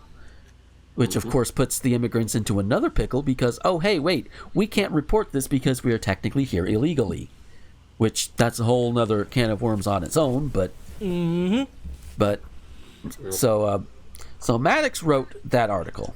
And if you have a chance to go see it, go read it. It was a 2003 article on his site, Best Page in the Universe. But this response from Ryan Alden... put his name and email on there and everything, which before people be like, oh wait, he doxed him? He says right there on his hate mail page, if you send me mail, you're giving me the right to do this. You know? Now there is one where he did like retract it on the other person's request. Yeah, thank you. The other person's request because they got basically dogpiled by his fans. So, and Maddox is like, hey, you know what? That's fair. So this email reads, and I mostly quote, "You're a fucking idiot. If you hate how Americans are pissed about illegal Mexicans or any others taking our jobs, then why don't you take your loudmouth appeasing ass down to Mexico, fight the good fight with those wetbacks?" Oh, there's one. "Oh, I'm sorry. That was racist, but I guess I am." Dude admits it. So all those spics... Pulling the old Hulk Hogan. Yep. So, let's see. Was that 2? Gooks. 3. Nips. 4. Russians. Not really racist, but okay. And sand N-words. That's 5. And any other fucking What foreigners... happened to 4? Yeah. Just fucking foreigners come here and decide to go take our job for less money, even though they don't belong here, then kiss my ass and lick my balls. Just for you, I'll leave a spot right in the middle and forget to wipe, you dumb fuck. It's just, what the fuck, dude? Wow. How do you that is missing the point. This guy here. Sir, this is an E-Wendy's. Yes! Yep. This honestly reminds me of the Navy SEAL copy pasta. Yeah. Yeah, pretty much. Yeah, and it is blaming the victims so hard. Holy shit. Because, like I said, they would come here and they are desperate. And these corporations are taking advantage of that desperation. Walmarts are one thing. I know, like, I think, like, in Southern California, there's, like, trucking companies, like, the local ones, not necessarily the big megas. But some of the local ones are taking advantage of these immigrants doing this. And driving a truck, especially through heavy LA traffic, it's not easy. And it is not just you just drive one place to the other. No. It's tiring shit, man. Yeah, it really is. Yeah. Yep. So they're being taken advantage of, regardless of the fact of whether or not this racist thinks they need to be here. I mean, if we had better immigration policy, then the illegal part would be gone. But in summation, shut the fuck up. Yeah. In summation, fuck this guy. He needs to lose his job. If nothing else, his job needs to be gone. And I hope he gets put in prison. Hope his job goes bye-bye. And hope he never works a day on the force again in his life. Or any kind of force. I hope he's relegated to fucking mopping the floors of a rich, affluent Hispanic person's house. Just so he can, I don't know how that makes me look, but you know what? You get what you sow, asshole. So, yeah. So, Rosen, I'll let you fire off first on this one. I don't know what you want from me, man. What the fuck are we doing here? I know, right? I realize I say that every week, but just like, what do you want? Yeah. Oh, by the way, it turns out Tron 3 is a monkey's paw situation. Uh-oh. Oh, boy. So, yeah, I think, during the break, we noticed that Tron 3 is trending on Twitter, and apparently they're making a third one. 3 words. Starring Jared Leto. Oh, no. Why Jared Leto?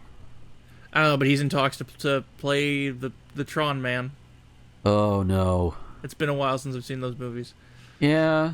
I just know that Jared Leto is an asshole. And a literal cult leader. Oh no. Oh, Yeah, no, God. a literal cult. Oh God. Who gave that man a cult? Who allowed it? I don't know, but like, look it up. Yeah, he admits it's a cult. God damn. So before we go to the next one, Scully, what do you have to say about this whole story here? Not the Tron, but the racist dude. Schadenfreude. Like, he's good. I mean, better late than never, but good. Hope he, gets his ass thrown in jail. Yeah. Take him off the payroll too. Goddamn. Yeah. Just fuck that guy. Yeah. And who would have thought? Some people think that they can write whatever they want on the internet without some sort of consequence. Every time. Yeah. This guy, Ryan Alden, this came back, bit you hard in the ass. Ha! Hell yeah. So yeah. Our next story comes out of Evergreen Park, Illinois. A man who fired a gun into a murder victim's grave during a burial service has been sentenced to 15 years in federal prison. Good. On November 22nd, 2017, Alton Stevenson of Chicago drew a handgun at Evergreen Cemetery and fired a single shot into the grave of a man who had been murdered 2 days earlier. And he said before firing the shot, "You ain't shit. You get what you deserved." Or however he talks. Stevenson then waved the gun in the direction of the mourners and fled. He was arrested a short time later near the entrance of the cemetery. He pleaded guilty to 1 count of illegal possession of a firearm by a previously convicted felon. He was sentenced to 15 years in federal prison. So I guess it's just now. I guess the sentencing just happened because because the incident happened a few years ago, and I guess it just took them that long to get here. But you know what? Good. Fuck them. For one thing, for just threatening the other people with a gun is one thing, and firing it into a corpse, like, dude, the man's dead. He's not gonna feel it. He's just not gonna feel it. That's a waste of a bullet. It's like apparently that's the hill you wanted to die on. So I mean, it's like if you really, if you wanted to do something that likely would not have been, tossed you into prison for 15 years. You could have pissed on it like anybody else. Don't do that. Oh, by the way, we just... Actual breaking news, we just left the World Health Organization. Oh, fuck me! Because of course we do. Because the World Health Organization doesn't fall into Trump's view of reality. Fuck your view of reality, Trump. I reject your reality and substitute my goddamn own. Which kind of fits in with the actual real reality. Just God. Oh, but we will. Ooh. So, on this shooter, we're gonna start with you, Scolopendra. What do you have to say about this guy? What a piece of shit! My God, like the dude's fucking dead. What? Yeah. I thought the big boss man was dead. That's what we all thought. Yeah. Well, do you need me to explain this one? Go ahead and explain it for people who may not get it. That may or may In not. 1999, there was a feud between the Big Boss Man and the Big Show. Yes, feud between two guys with big in their name. I know, but the point is, this storyline concluded with Big Show's father dying. Oh no! Actually, and shit. then Big Boss Man dragging the casket with his car. Oh no! Yep. Not the most heinous thing he ever did in that year. Oh no! He fed Al Snow his own dog. Wait, what? 1999 was a fucked up year. Bizarre summer indeed. Yeah, it was seriously a bizarre summer. Yeah. Yup. Was that a JoJo reference? Yes, it was. Yes. Next. Yeah, so I was about to ask if you had anything, but you seem to do it there, Rosen. Okay, our next one is out of Florida, and this one was trending for a while when I was looking up news stories. I'm like, okay, no. And I do have a question. I did post it on Twitter, but I'm going to also ask it here, because not everybody follows me on Twitter, so... So, a man was filmed Monday yelling and threatening shoppers at a Costco in Fort Myers, Florida, reportedly after an elderly woman asked him why he wasn't wearing a mask. Clad in a Running the World Since 1776 t-shirt, insert George Carlin masturbating gif here. Wait, a what shirt? Running the World Since 1776. You ever see that Simpsons episode where Homer's got the America t-shirt on and it's Uncle Sam eating the world? Maybe? Yeah. I think the caption is just try and stop us. Yeah. My God. So, anyway, after confronted about this, he puffs up his chest, balls his fists, and yells, "I feel threatened!" while belligerently advancing on the person filming. The clip posted to social media shows the man accusing the shoppers of harassing him at the Gulf Coast Town Center warehouse. Yeah. "I'm not harassing you," the person filming replies. "You're coming close to me." "I feel threatened," the man shouts, clenching his fists and advancing towards the camera. "Back up. Threaten me again. Back the fuck up. Put your fucking phone down." For the record, back up. Tell me what you want to do now. Yeah, which I should state, having seen the video, she did not immediately put the phone down. Good for her. Yep. Though not long after the person did stop filming, and the man was escorted out of the store by Costco staff. So at the very least, Costco is like, "No, we ain't putting up with your bullshit. You get the fuck out." I have a request. You have a request. We need to stop talking about these stories. Yeah. Hear me out. Yeah. Because all we're doing is giving them the attention they want. True. So if we as a society just ignore them and kick them out, but don't fucking publicize it, talk about it for a little bit, call them an asshole and move on, they'll go away. Yeah. This is one of those things I'm seeing more and more as a catch-22. Because on the one hand, you need to bring attention to it so people can know about it and understand it and combat it in some way. Yep. But on the other hand, I do see where you're going. It also gives them the attention. So it's like, you're damned if you do, you're damned if you don't. Yeah. And now this is where it becomes relevant to why I brought this up. Posters on social media speculated that the man yelling "I feel threatened," despite being the aggressor, is an attempt to preemptively invoke Florida's Stand Your Ground law. Law allows the use of deadly force if one is threatened or attacked in public and imposes no duty to retreat. Also of note, while Florida does not have a mask mandate, fuck you DeSantis, Fort Myers does. So if you're in Fort Myers, you should be wearing your fucking mask while you're out. You should be doing it anyway, but if you have a mask mandate, it is extra you better. So with this idea, take this idea in mind of this guy trying to invoke the Stand Your Ground law. What would happen if the person behind the camera yelled that same phrase back to him? My God, that's a lot of cum. Yeah. I'm sorry. I'm looking on Twitter, and there's a way too frosted cinnamon roll. Oh no! I put it in the green room. It straight up looks like it got bukkake. Oh my! Oh dear! And, I found this from Stefan Krosik, who said, let me see where he said it. "There's something about this video that makes me uncomfortable. The person who filmed it seems like they have a very specific kink." And I replied, "Probably Ray Stans." Yeah.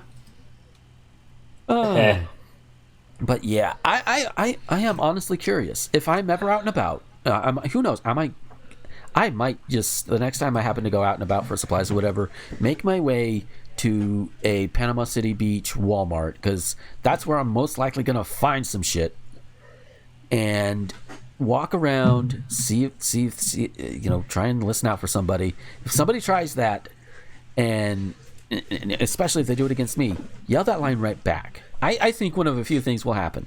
One, he'll look at me crazy and just walk away. Two, he'll try and up and be like, "No, I feel threatened." Or three, he's gonna, that the little thing in his brain is gonna just snap, and he's gonna come at me. And and if he does at that point, I will be totally justified in rearranging his nutsack. I would rather not have to do that, but it would be interesting. And then of course, once it all happens and the cops are called, I could say, "Well, you know what? I felt threatened. He came after me. I defended myself accordingly." I Probably wouldn't work, though. I reminded of a topic that I don't know if you guys talked about last week, but I feel is important to talk about. Mm-hmm. Disney wanting to reopen so badly. Yeah. It's like guys, you print money. You don't need to reopen your parks yet. They're like that clip from the 10-minute Power Hour of Aaron with the fucking things in his mouth. Yeah. More! Yeah. It's like, come on. We know. I just saw this from ProZD's significant other, Anne Marie. Mm-hmm. Every statement Disneyland has made or emailed with regards to not being able to reopen has basically sounded like, "We love our guests so much and we want to invite you all back, but Daddy California said no." Wow. Florida needs to say no too. Don't get me wrong. I love the parks. You know, I like walking around them. I like whenever I can afford better. to. But but they don't need to open yet. So with this guy, the I feel threatened thing. Mm-hmm. Would either of you take my idea and run with it? Would you try that idea, or do you have better ones? So yeah, I'd say yeah, I don't know what I'd do. I'd probably just I would probably just run home and go like, "Dude, you're threatening me." Yeah. Flip him off from a distance. That's all you gotta do. Yeah. Yeah. That's definitely one way to do it. And bear in mind, no, there are no wrong answers here. Yeah. I just want to make sure that is clear to everybody. Just we all deal with things in our own way. I would like to think I would react in certain ways, but I know good and well that not necessarily going to be a thing that I do. So and I fully admit that, and I'm aware of that. Yep.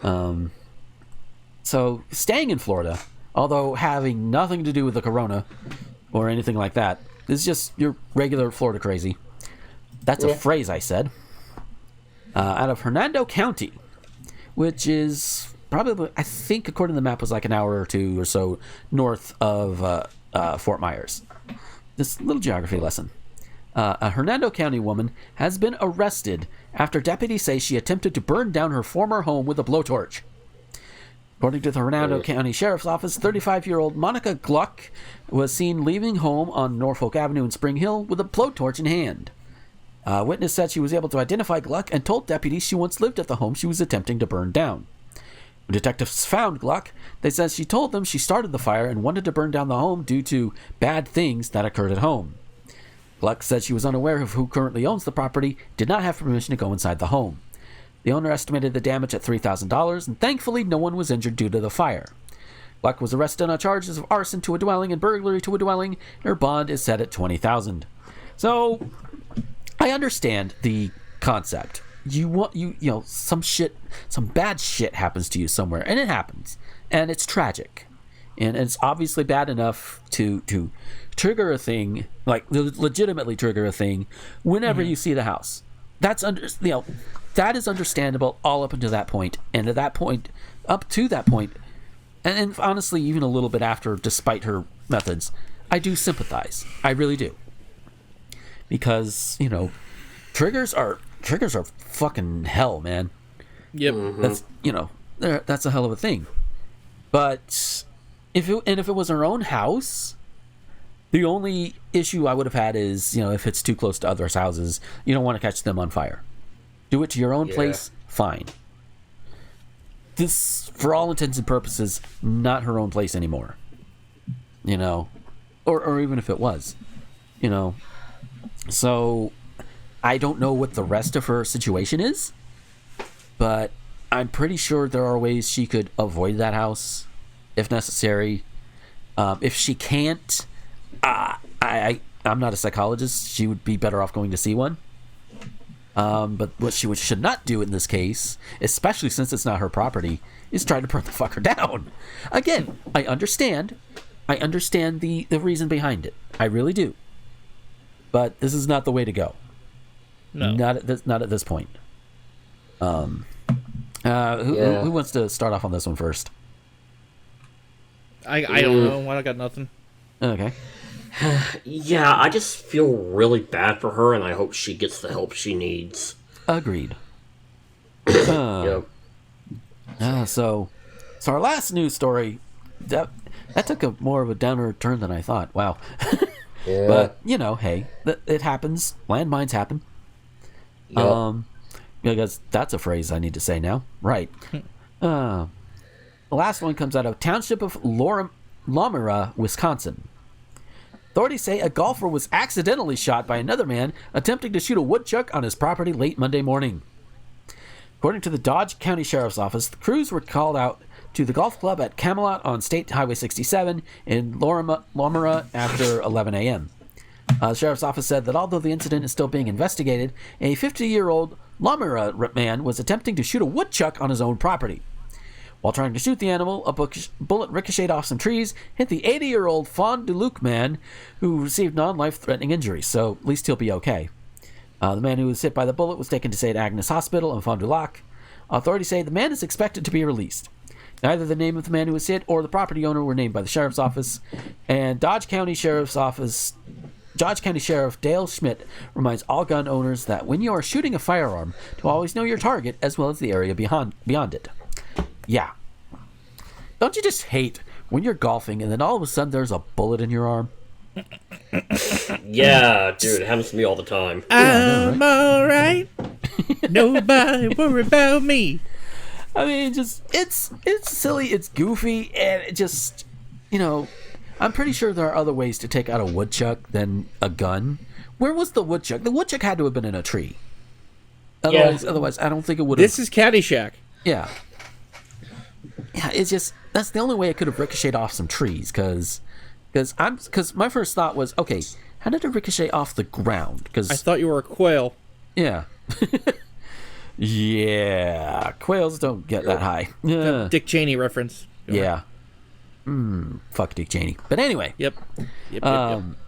But yeah, now I'm thinking about it, I was like, yeah, it was in a tree. Okay. I understand you don't want pests on your property. Woodchucks considered pests, I guess, to this guy. Fine. We have pests around here too. We'll have like exploding squirrels. varmints. Yeah. Well, that happens every now and then. Because, hi, live in the South. I was going for a Red Letter Media reference, but okay. That works too. But we have pests that come in the backyard every now and then. We have squirrels come in, stray cats come in. Although we don't do anything about the stray cats because they are so adorable. Yeah, hi, cat person. Yes. But we don't really shoot at them, And if any of us ever think to, I get a BB gun. Because that's not likely to go and, it'll hurt, it'll sting, but it's not likely to threaten somebody's life. It sounds like this guy just took a handgun and was like, bitch, boom. Just, if you must shoot at your wild pests on your property, not that you should, because there are other ways to take care of them. If you must, use something not as powerful, to where you don't ricochet and accidentally hit a golfer. Yeah. I mean, okay, most of us don't have that problem, but it's still, gun safety is a thing. Yep. Now watch this drive. Oh, God.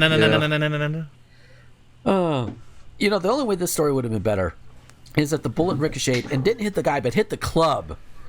And then just, the bullet just bounced off into the ether. Caused the kid to drop a Baby Ruth in the pool. 5 Caddyshack references in 2 minutes. But yeah, I mean, glad everybody's okay. That's just so weird and random. It's just, what else can you do? It's like, okay. Well, Gomer, so what? Yeah. So what? So let's dance. And that was my last one. Oh, wonder how many people will be drunk if they took shots during that. Oh, lordy, I would be. I know I would be. Yeah.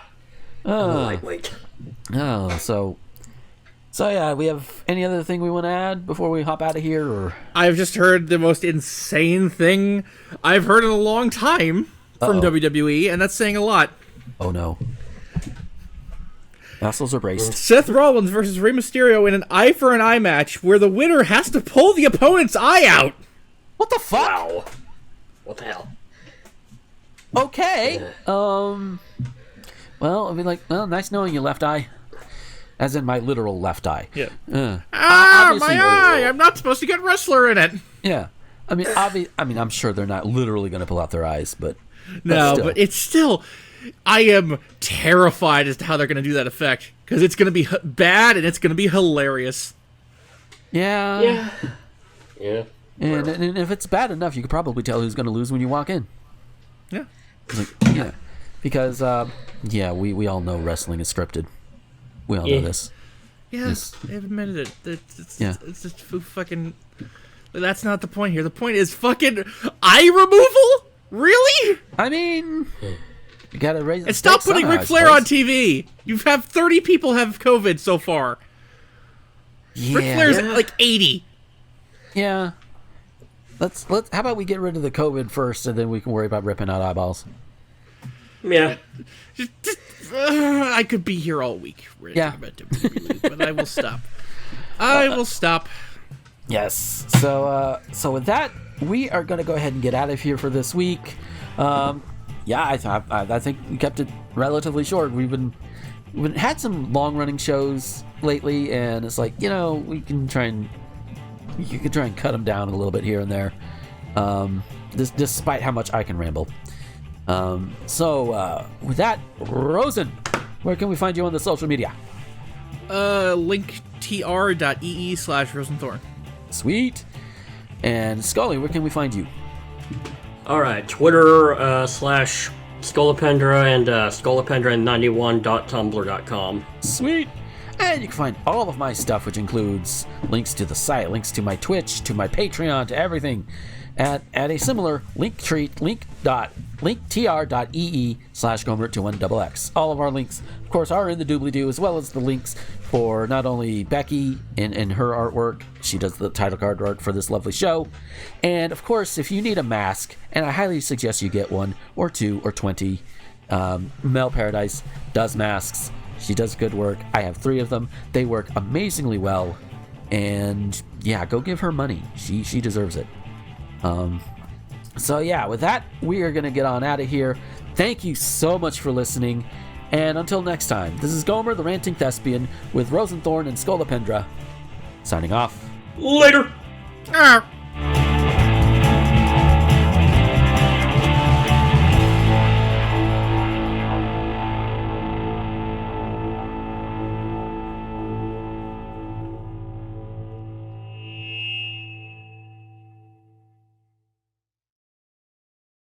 And there we go. That was the brand spanking new Thespian talk that just released at the same time.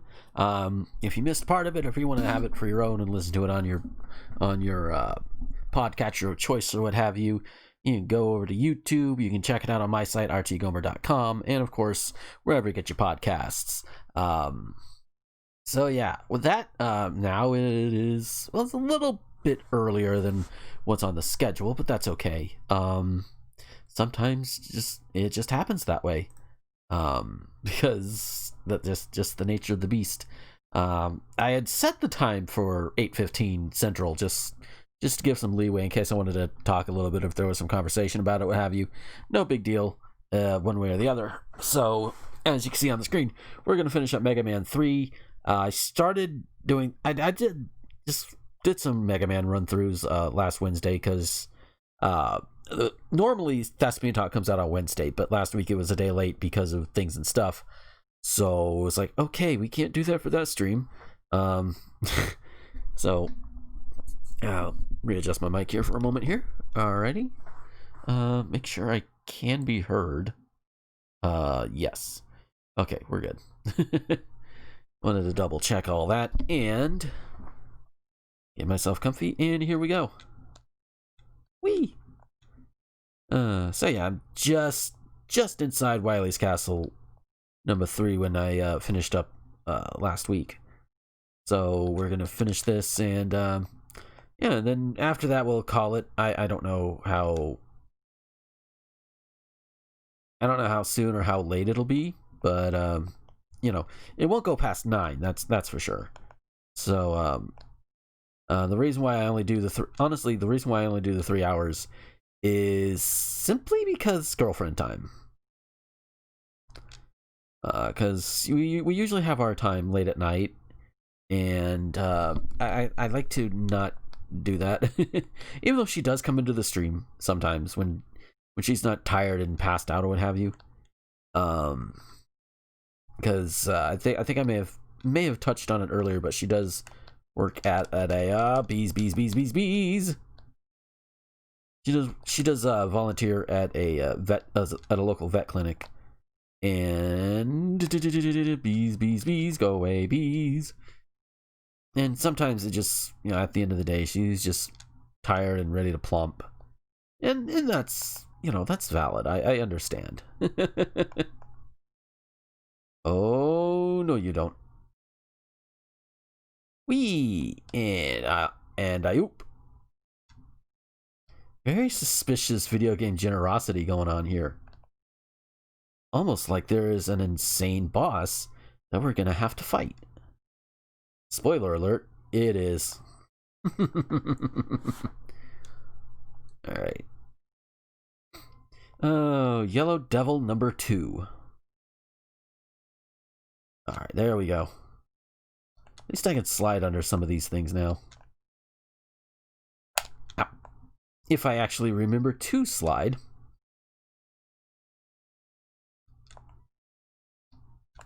Ow, pff. And my timing sucked. That's okay. At least now I can watch and learn. Watch and learn. And I loop. Ah, damn. Ow.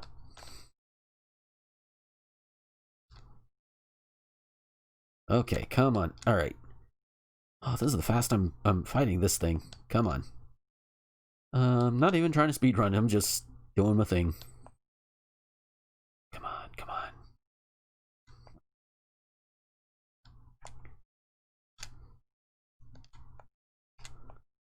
Oh, fuck off. Oh, it's gonna be close. And boom!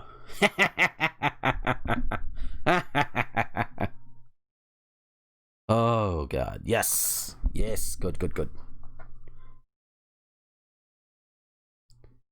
One of the best tracks from this game. I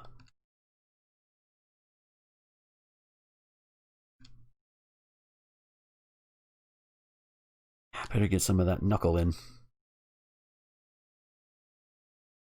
Knuckle deep on in. Yeah, that's some phrasing. But at least my weapons are At least my weapons are recharged. That's the important thing. Got 5 E-tanks. That's not bad. Not bad for, starting out with 0, so.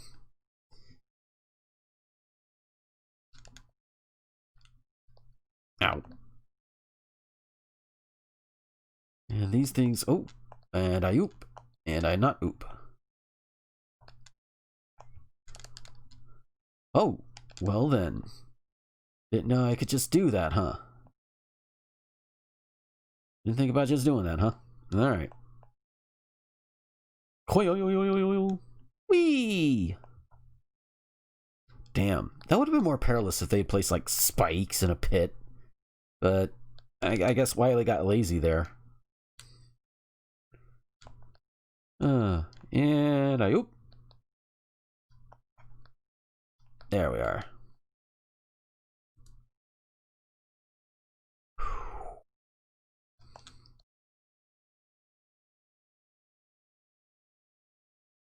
So I've been thinking. I was thinking while the show was playing that maybe make Wednesdays not just a Thespian talk night, but also just like a pre-recorded thing night. Like what do I want to use? I want to use Search Snake. Top spin will work, but it's a bit risky.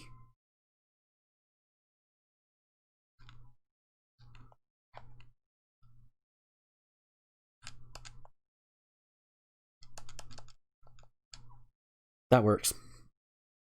But But that's what I've been thinking. That way there'll be content, and then I kind of give my voice a rest for a night. Or at the very least, maybe have some like in between commentary. Kind of like a host show or what have you. Something I've been toying around with, because I've got plenty of older videos, like older Let's Play videos even, that I could just play out on here. That I wouldn't mind sharing around and giving some commentary, like, yeah, this particular thing, I was a bit of a doof because I was an idiot, which is a little redundant, which is like, you were a doof because you're an idiot. Well, no shit. Hitboxes, what are those? Wee! Unnecessary drops there, but okay.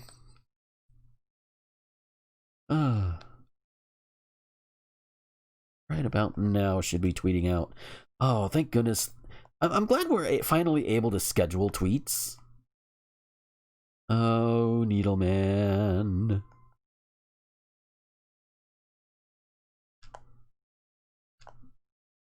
Come on. Hit the damn thing. Hit the damn dude. Hit it. Hit it. Hit it and quit it. Ow. Ooh. Alrighty.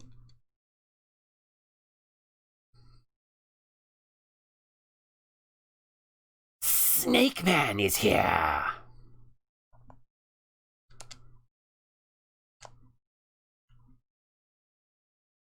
Hitbox? What's that?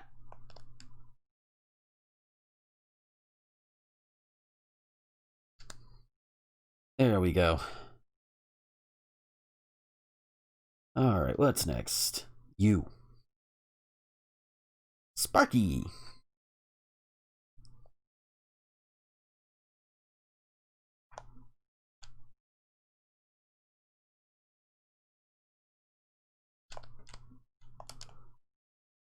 Jeebus. That took a lot out of me. I'm gonna wait. Because I know where Shadow Man is. And I know that's gonna take a bit. Oh no.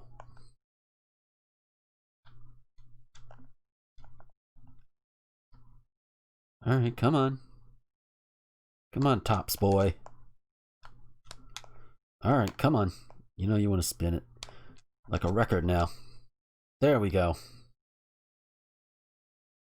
Alright, next is Hardman. Whoa.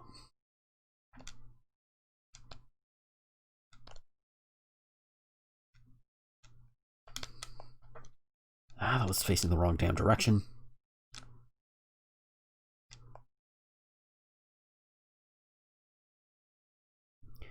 Next. Want to say this is, yep, the Man of Gemini.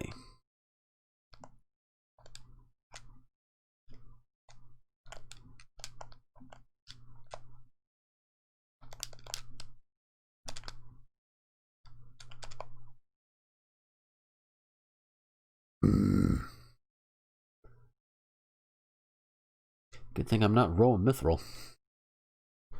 Jeebus, how many times would I have had to redo this? Although then again, if I was doing perfect runs and I got up to this point, I think I probably would have it pretty much square in the bag, but then again, who knows?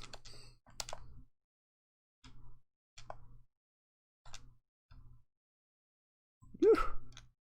And finally, everybody's favorite ninja robot. Everybody's? I don't know, but...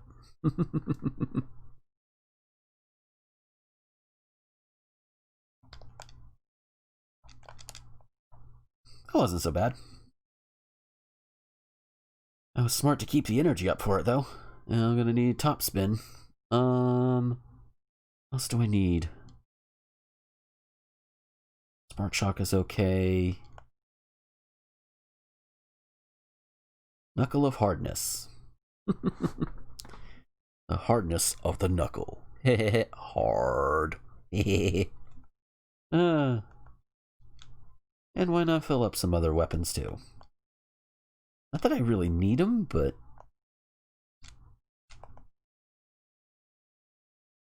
Okay. What do I need? Yeah, let's go with that.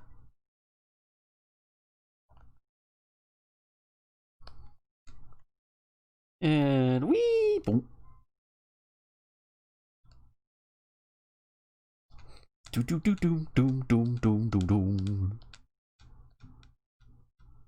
Alrighty, come on. Yeah, there we go.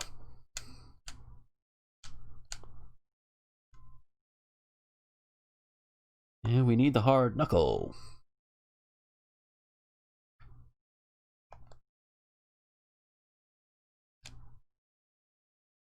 Come on, and one more. There you go. Whew.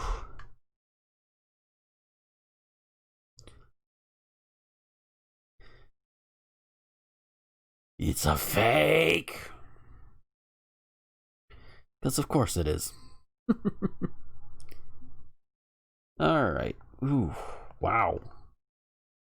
You know, I am appreciative of all of these power-ups. I really am.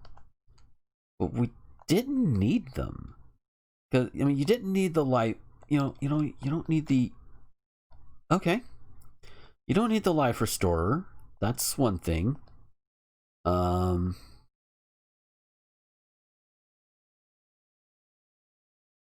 Let's just get in here and take care of Gamma. Whee! And I oop.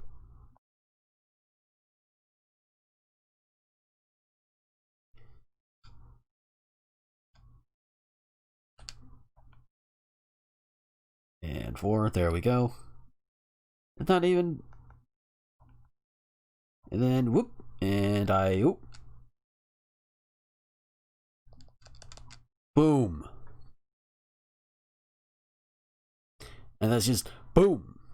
That's all she wrote. I didn't think it was going to take me like 45 minutes to do this, but at the same time, I was like, what else do I have to do? Well, there are a few things. I might do some extra shiny hunting. I don't know.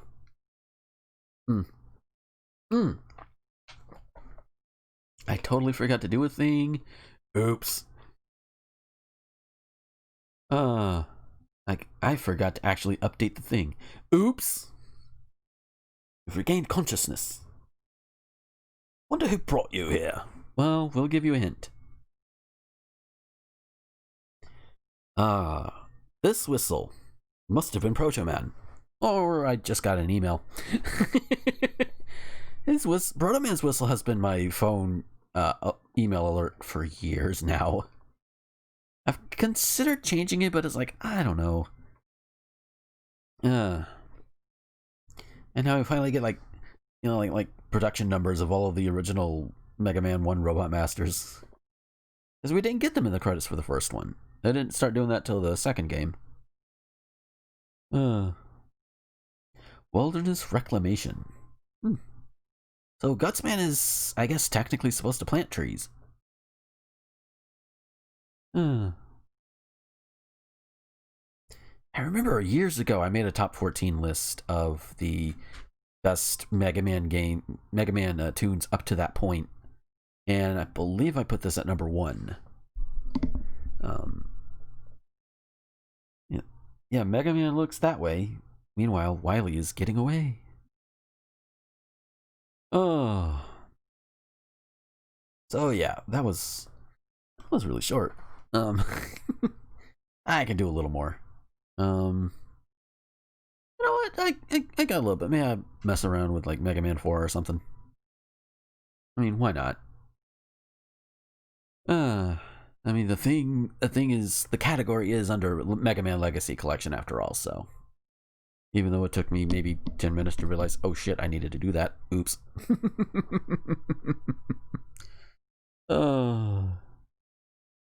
But I are derp sometimes.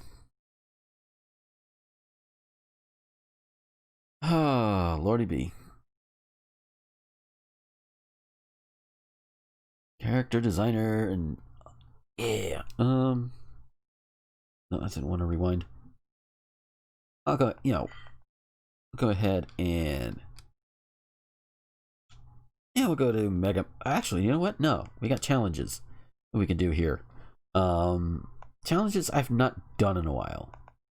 Let's go down to Mega Man 1 Robot Rush. Let's see what I can do.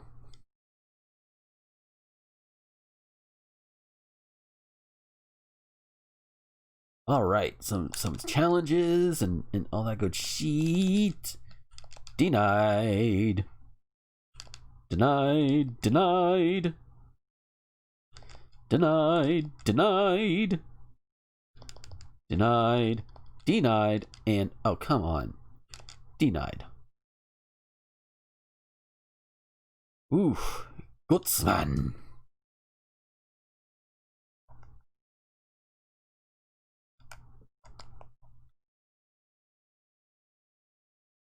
Too close. Personal space, Gutsman.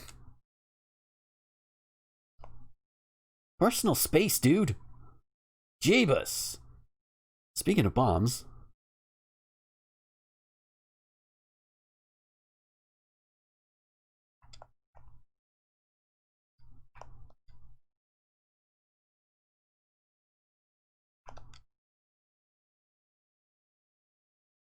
Oh! Oh, really, game? You're gonna really put me that way? Okay. Fine. So Electman can just stab me in the back. That's nice. Get over here. There we go. Who's next? Ice. Ice to meet you.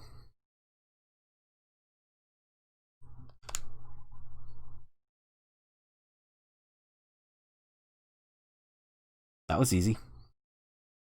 All right.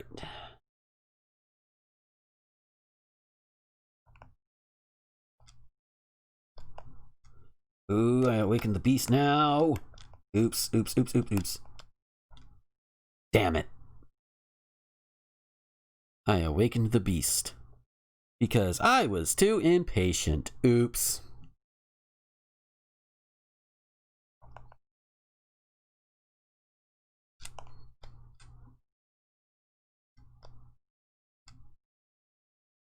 Fine. You what? You know what? You know what? Fuck you. There we go. Time to beat was 139. I lost by almost a minute. That's okay though. Oh wait, do I have Robot Rush of all three of like the first three? Or do I have Robot all the Yoku blocks, Jeebus. All Robot Rush. Okay, so I have to unlock 16 more. That's all right.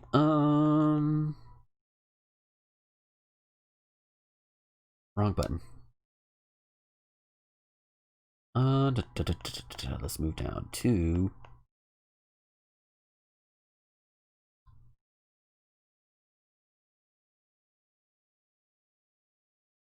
let's do these. Let's open up some more challenges for the rest of the night.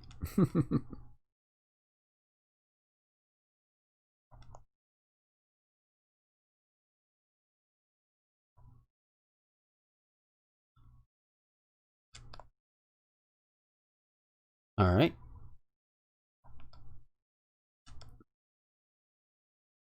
Just put me right down there next to the bee, huh? That works.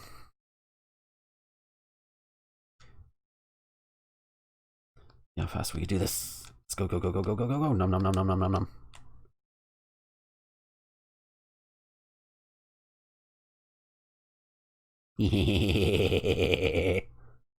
Magnet beam this time, motherfuckers.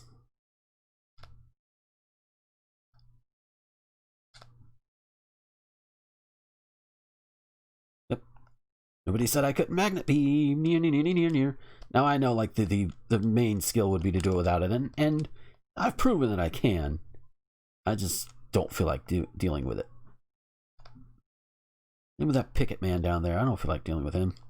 But I have to deal with this one.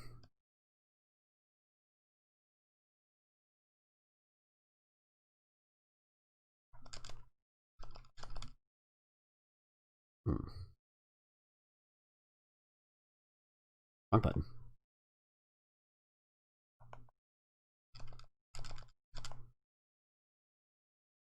Whew, here we go. You can't just throw me down there in the middle of force beams like that. Actually, apparently they can. I've done all of these challenges on the PC version of this, but it has been a while since I've done the challenges. Oof.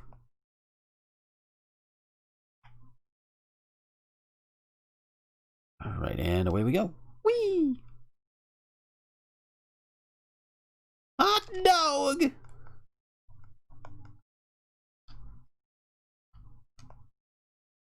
Alrighty, here we go.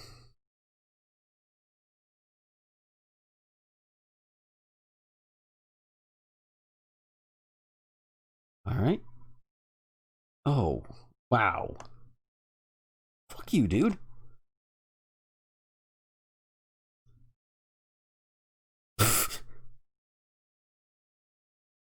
Metal Man. Okay.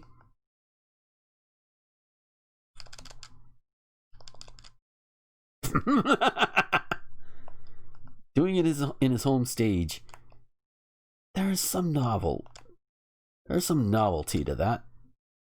Oh. Iceman's level. Footholders.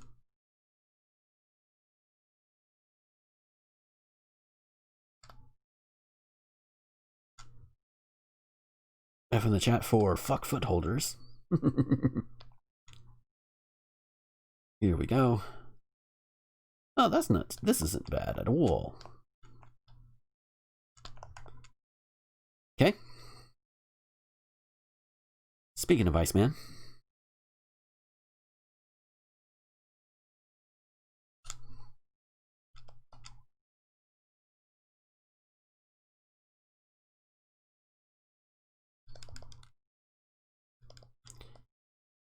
Whoop. Oh, really? Come on. Fucking penguins. Oh, one up. That's gonna be useless.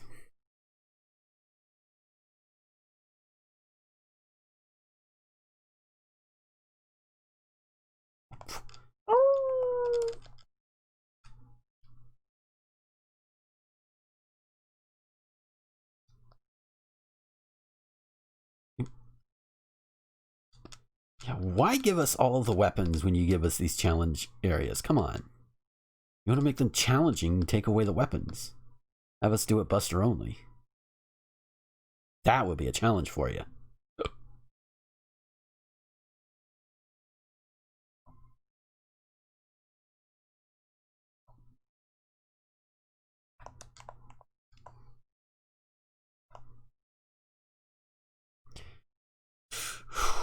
Okay.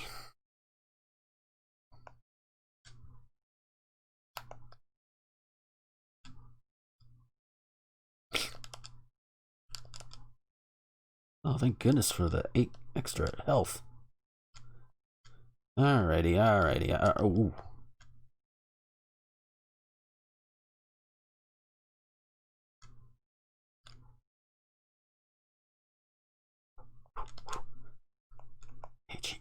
Hitman.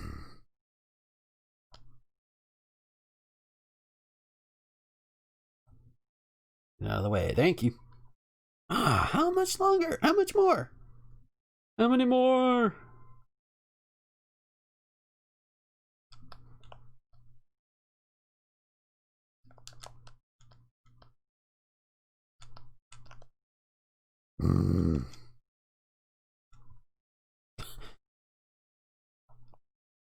Okay.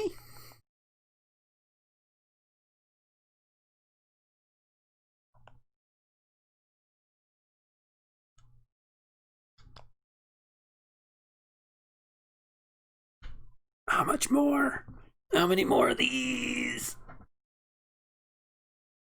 Oh.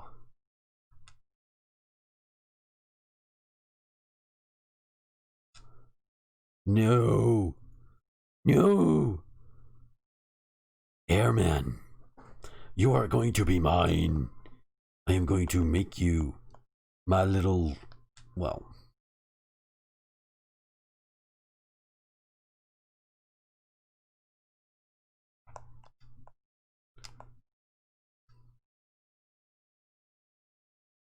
That works. It was the last one, really? Wow. And it's posting my replay data. Okay. I mean, alright. That's not bad. How much time do we have left? Oh, we got a few minutes. So, Mega Man 4 Robot Rush. Alright.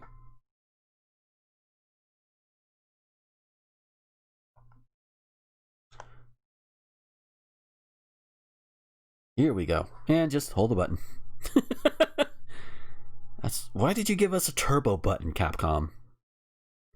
Why did you do that? Because we just sit here. How's life? How are things? How's your mama now? How's your papa now? How are the kids?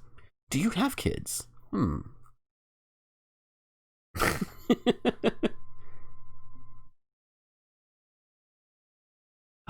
Fucking drill man. And I oop. And I oop. And I oop.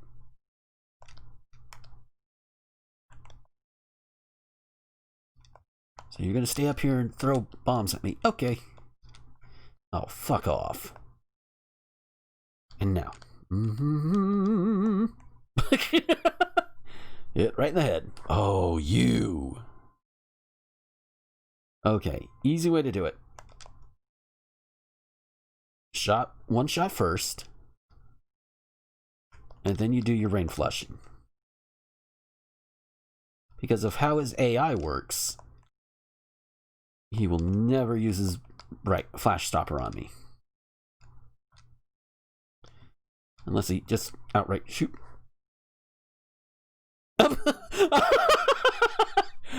That's never happened before. Okay.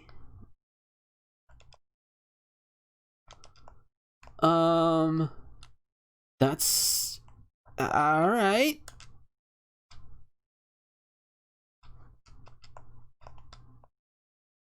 I shouldn't have moved. Now it actually restarts the boss fight. Okay. It looks like they actually thought of that particular provision, which is good.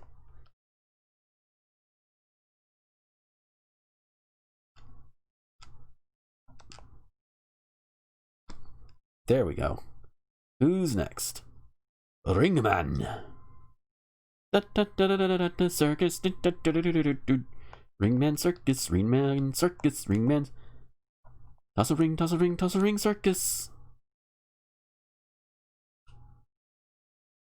Ow. Okay, I gotta be careful. Ow. Oh, you dick. Come here. Dive Man. Okay. Skull Barrier is his weakness. But I'm gonna use Mega Buster because it'll be a little easier to use. Because it's a little easier. Nope. You dickhead. Hey! Hey, asshole. It will be easier, he says.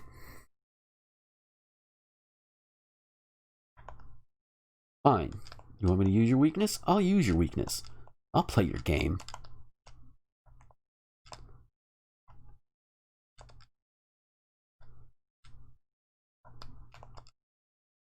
Play your fucking game. Oh, hey, Toadman. This is fun. This is fun. This is gonna be fun. Alright, make him jump. And I oop. And denied. Denied. Denied. Nope. Not gonna work.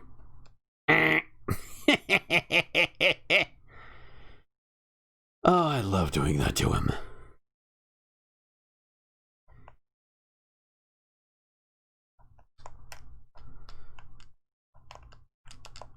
Crushed him bones. And don't take too much damage. Oh, you little fucker. You little fucker. Ugh. Come on. Thank you. And... okay. Come on.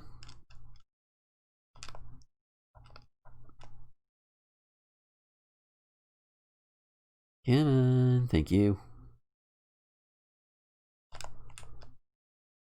He's quicker on the draw. You're the last one, man. Come on. Thank you. Please die. Thank you. All right. My time was just under 5 minutes. Okay.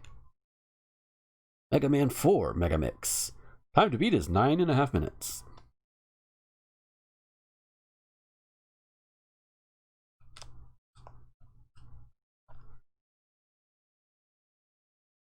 Not a single word.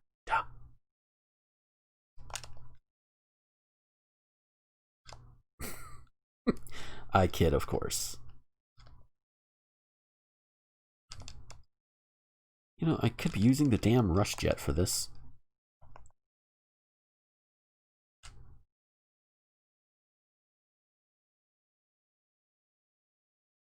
Like, duh. Just fly.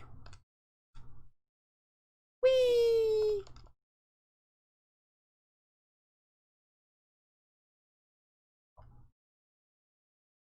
Alright, what's next? Oh! These lovely platforms. And these lovely Saturn Seekers. And this lovely thing that likes to just roll around along the ground here. GG.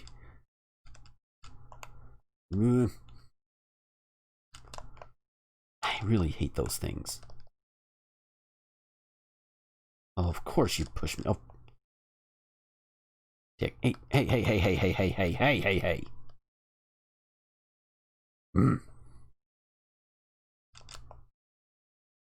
Timing on those things are very inconsistent. And I don't like it. Okay.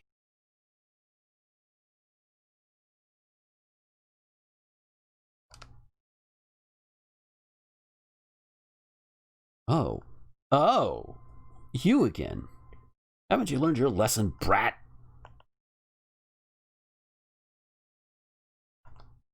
Nope. Alright, so another round. We just sit here, do our thing. Hi. Hi. If you're new here, hello. Hope you're enjoying it. This is normally the podcast premiere night, which the podcast premiered almost over an hour and a half ago, and this is the after version of that because I gotta have something to fill the time. Oh, Sarah Palin's favorite robot master.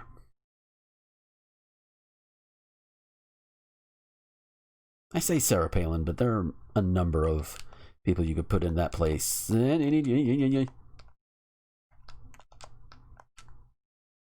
least you don't fail the challenge if you die. Oh.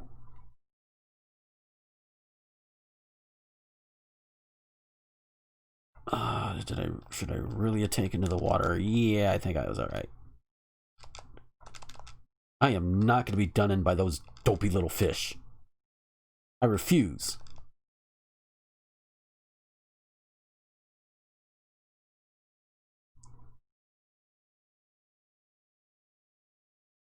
Okie dokie. Come on, thank you.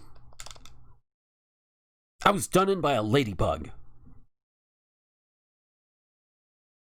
That's like playing Pokemon and getting done in by a goddamn ladybug. Will you hit a target? Thank you.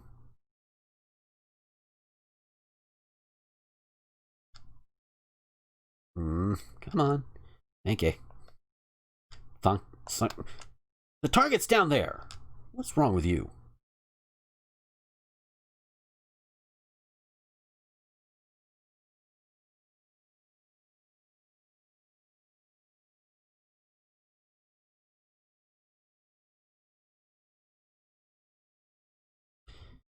Hippity hoppity, hippity hoppity, hippity hoppity, hippity hoppity.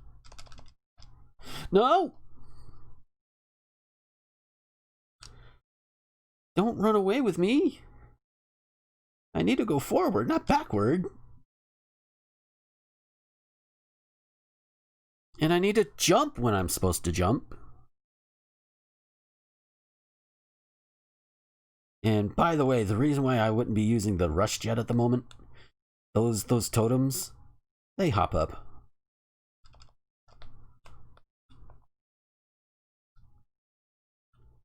Oh, yeah. No rush jet for me. Come on. Oh, fuck you.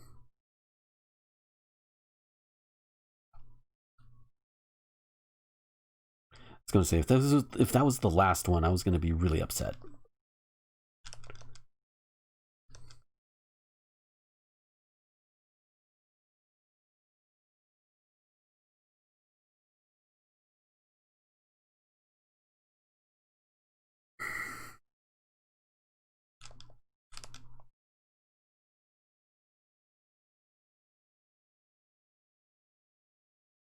Alright, come on. Oh, hey! Dustman. Da Dustman.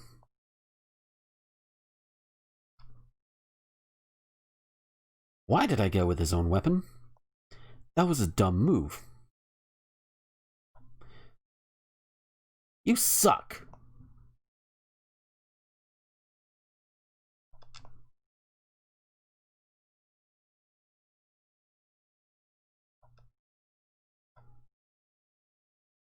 You know, if I want suction in my life, I will not call on you.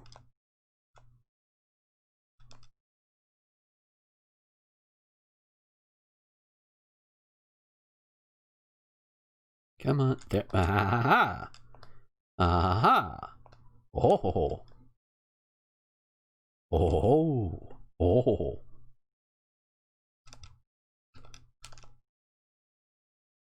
Ah, fuck it. Tank the hit, go on through. Ooh. Ah.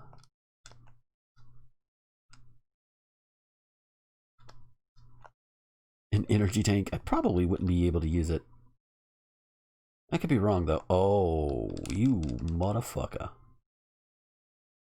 Oh, well, that's not bad. It's not bad, he says, as he almost falls onto a bed of spikes.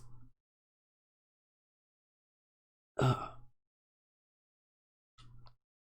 God damn it. Yoku blocks. The bane of Mega Men everywhere. There we go. Lordy bay.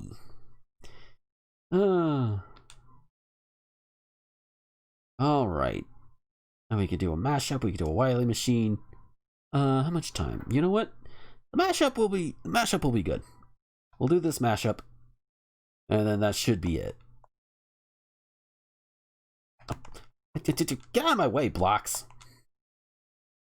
Already off to a great start. Okay, and now we use the dust. You want to try again? Try again, Skullboy. Come on.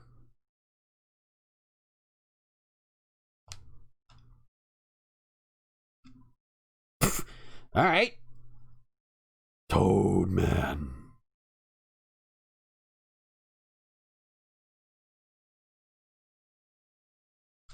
Denied. Ah. Nope. Not for you. Nope. No way. Aha. The Pippy Birds. I swear, I don't think I didn't do that on purpose even, just, okay. Alright, Pippy Birds. I remember when I first heard about that trick back when Nintendo Power was a physical magazine and not a podcast. And they described them as chicks, and they didn't provide any illustrations or anything. So I'm sitting here thinking, wait, they put like Pixelated babes on the thing? What? So I was like, gee, but that was a hell of a thing. But no, it's just the Pippy birds. Ow. That one section is just ow.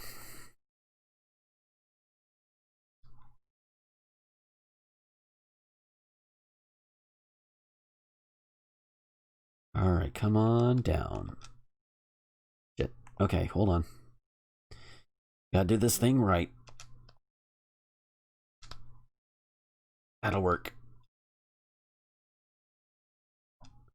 Oh, shit. God fucking damn it, every goddamn motherfucking time. Oh, assholes to be destroyed. I was gonna say assholes to be clinched, but no, assholes to be outright just destroyed. What the hell? What's wrong with me? I could do this. I could do better than this. You saw me do it earlier, guys. Really?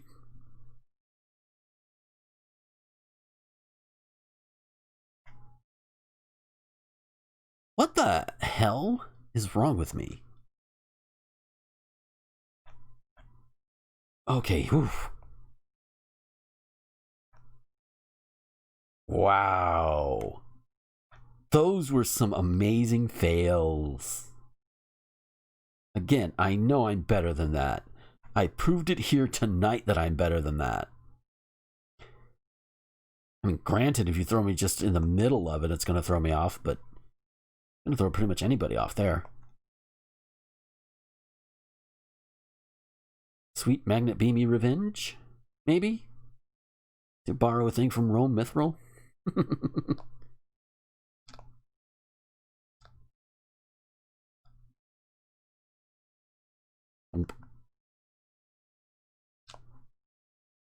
Alright. Coming through.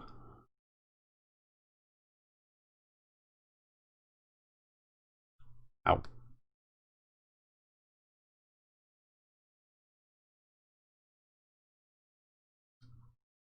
Oh, son of a...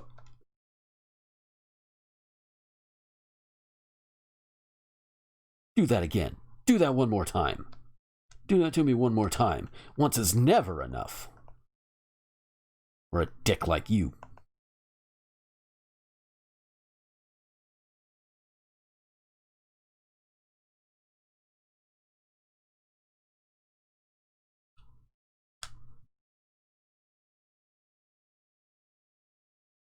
Better get that. Okay.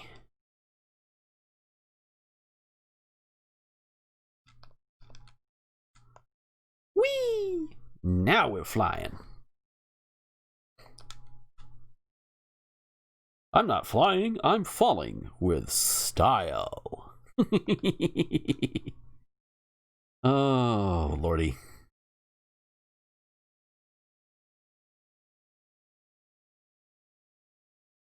Pick up time at these other places, that's for sure. Whee!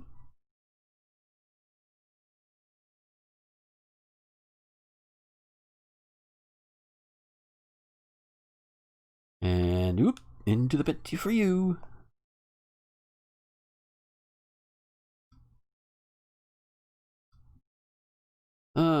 These again? Attacking grasshoppers. At least that was done. Yay. Oh, you already called in the rush jet for me. How nice.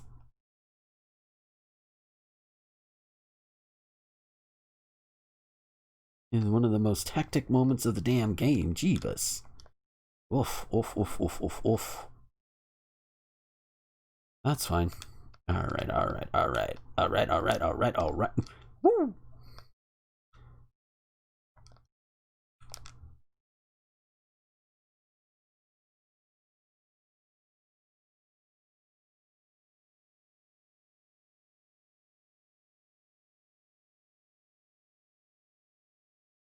And bow.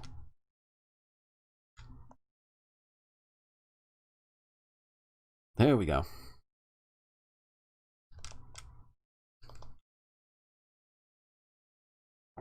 Ooh.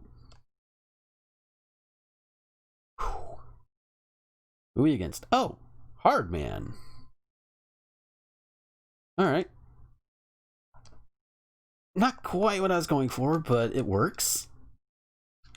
Thank you, Mega Man 3 Logic.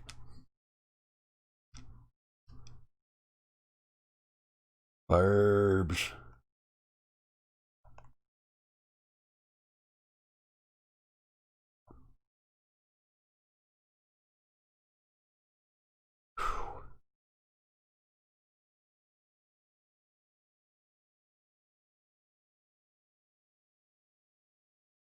Oh. Metal Man, huh? Alright. Let's do this. It's up here. That was easy. Oh. Oh, we get to try again, huh? Alright. Patience is the key.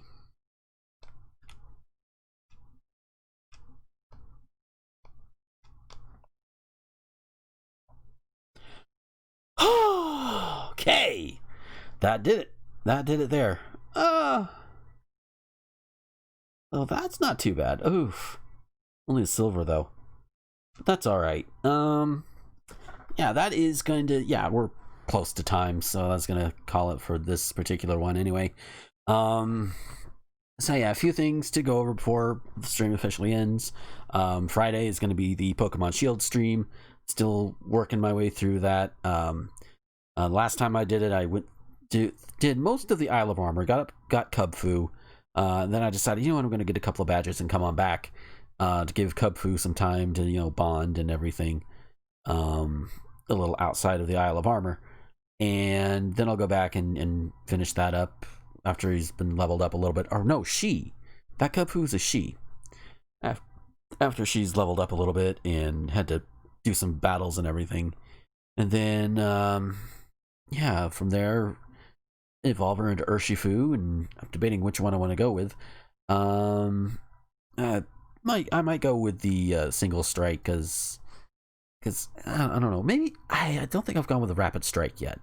So I think that's what I will do, is go with the rapid strike, because I already have a single strike Urshifu, and then I can take care of that with that particular game.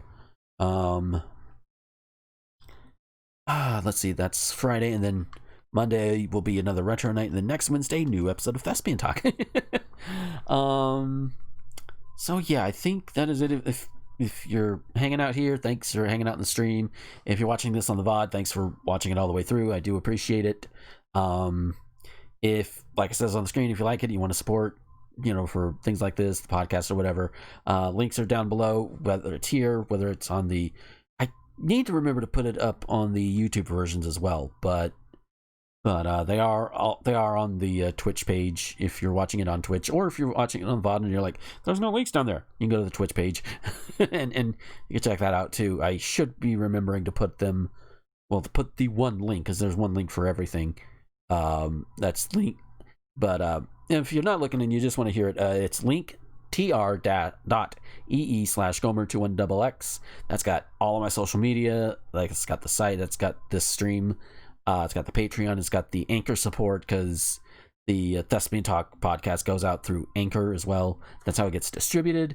And yeah, I'm honestly just feeling, I'm just feeling the time, honestly. So with that, again, like I said, Friday is going to be the Pokemon Shield stream. It runs from 6 to 9 p.m. Central Time.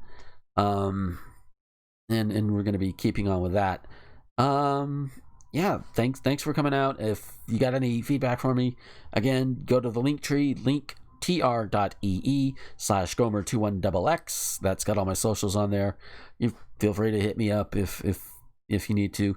Hopefully I get it, because it doesn't always alert me when somebody that I don't necessarily follow DMs me. So you hit or miss on that one, but I will try to I will try and actually respond to all of these to any messages that I get in a timely manner.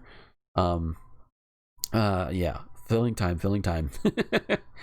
No, but seriously, thanks for hanging out, thanks for watching, and I will see you guys on Friday. Until then, this is Gomer, the Ranting Thespian, signing off. Bye-bye.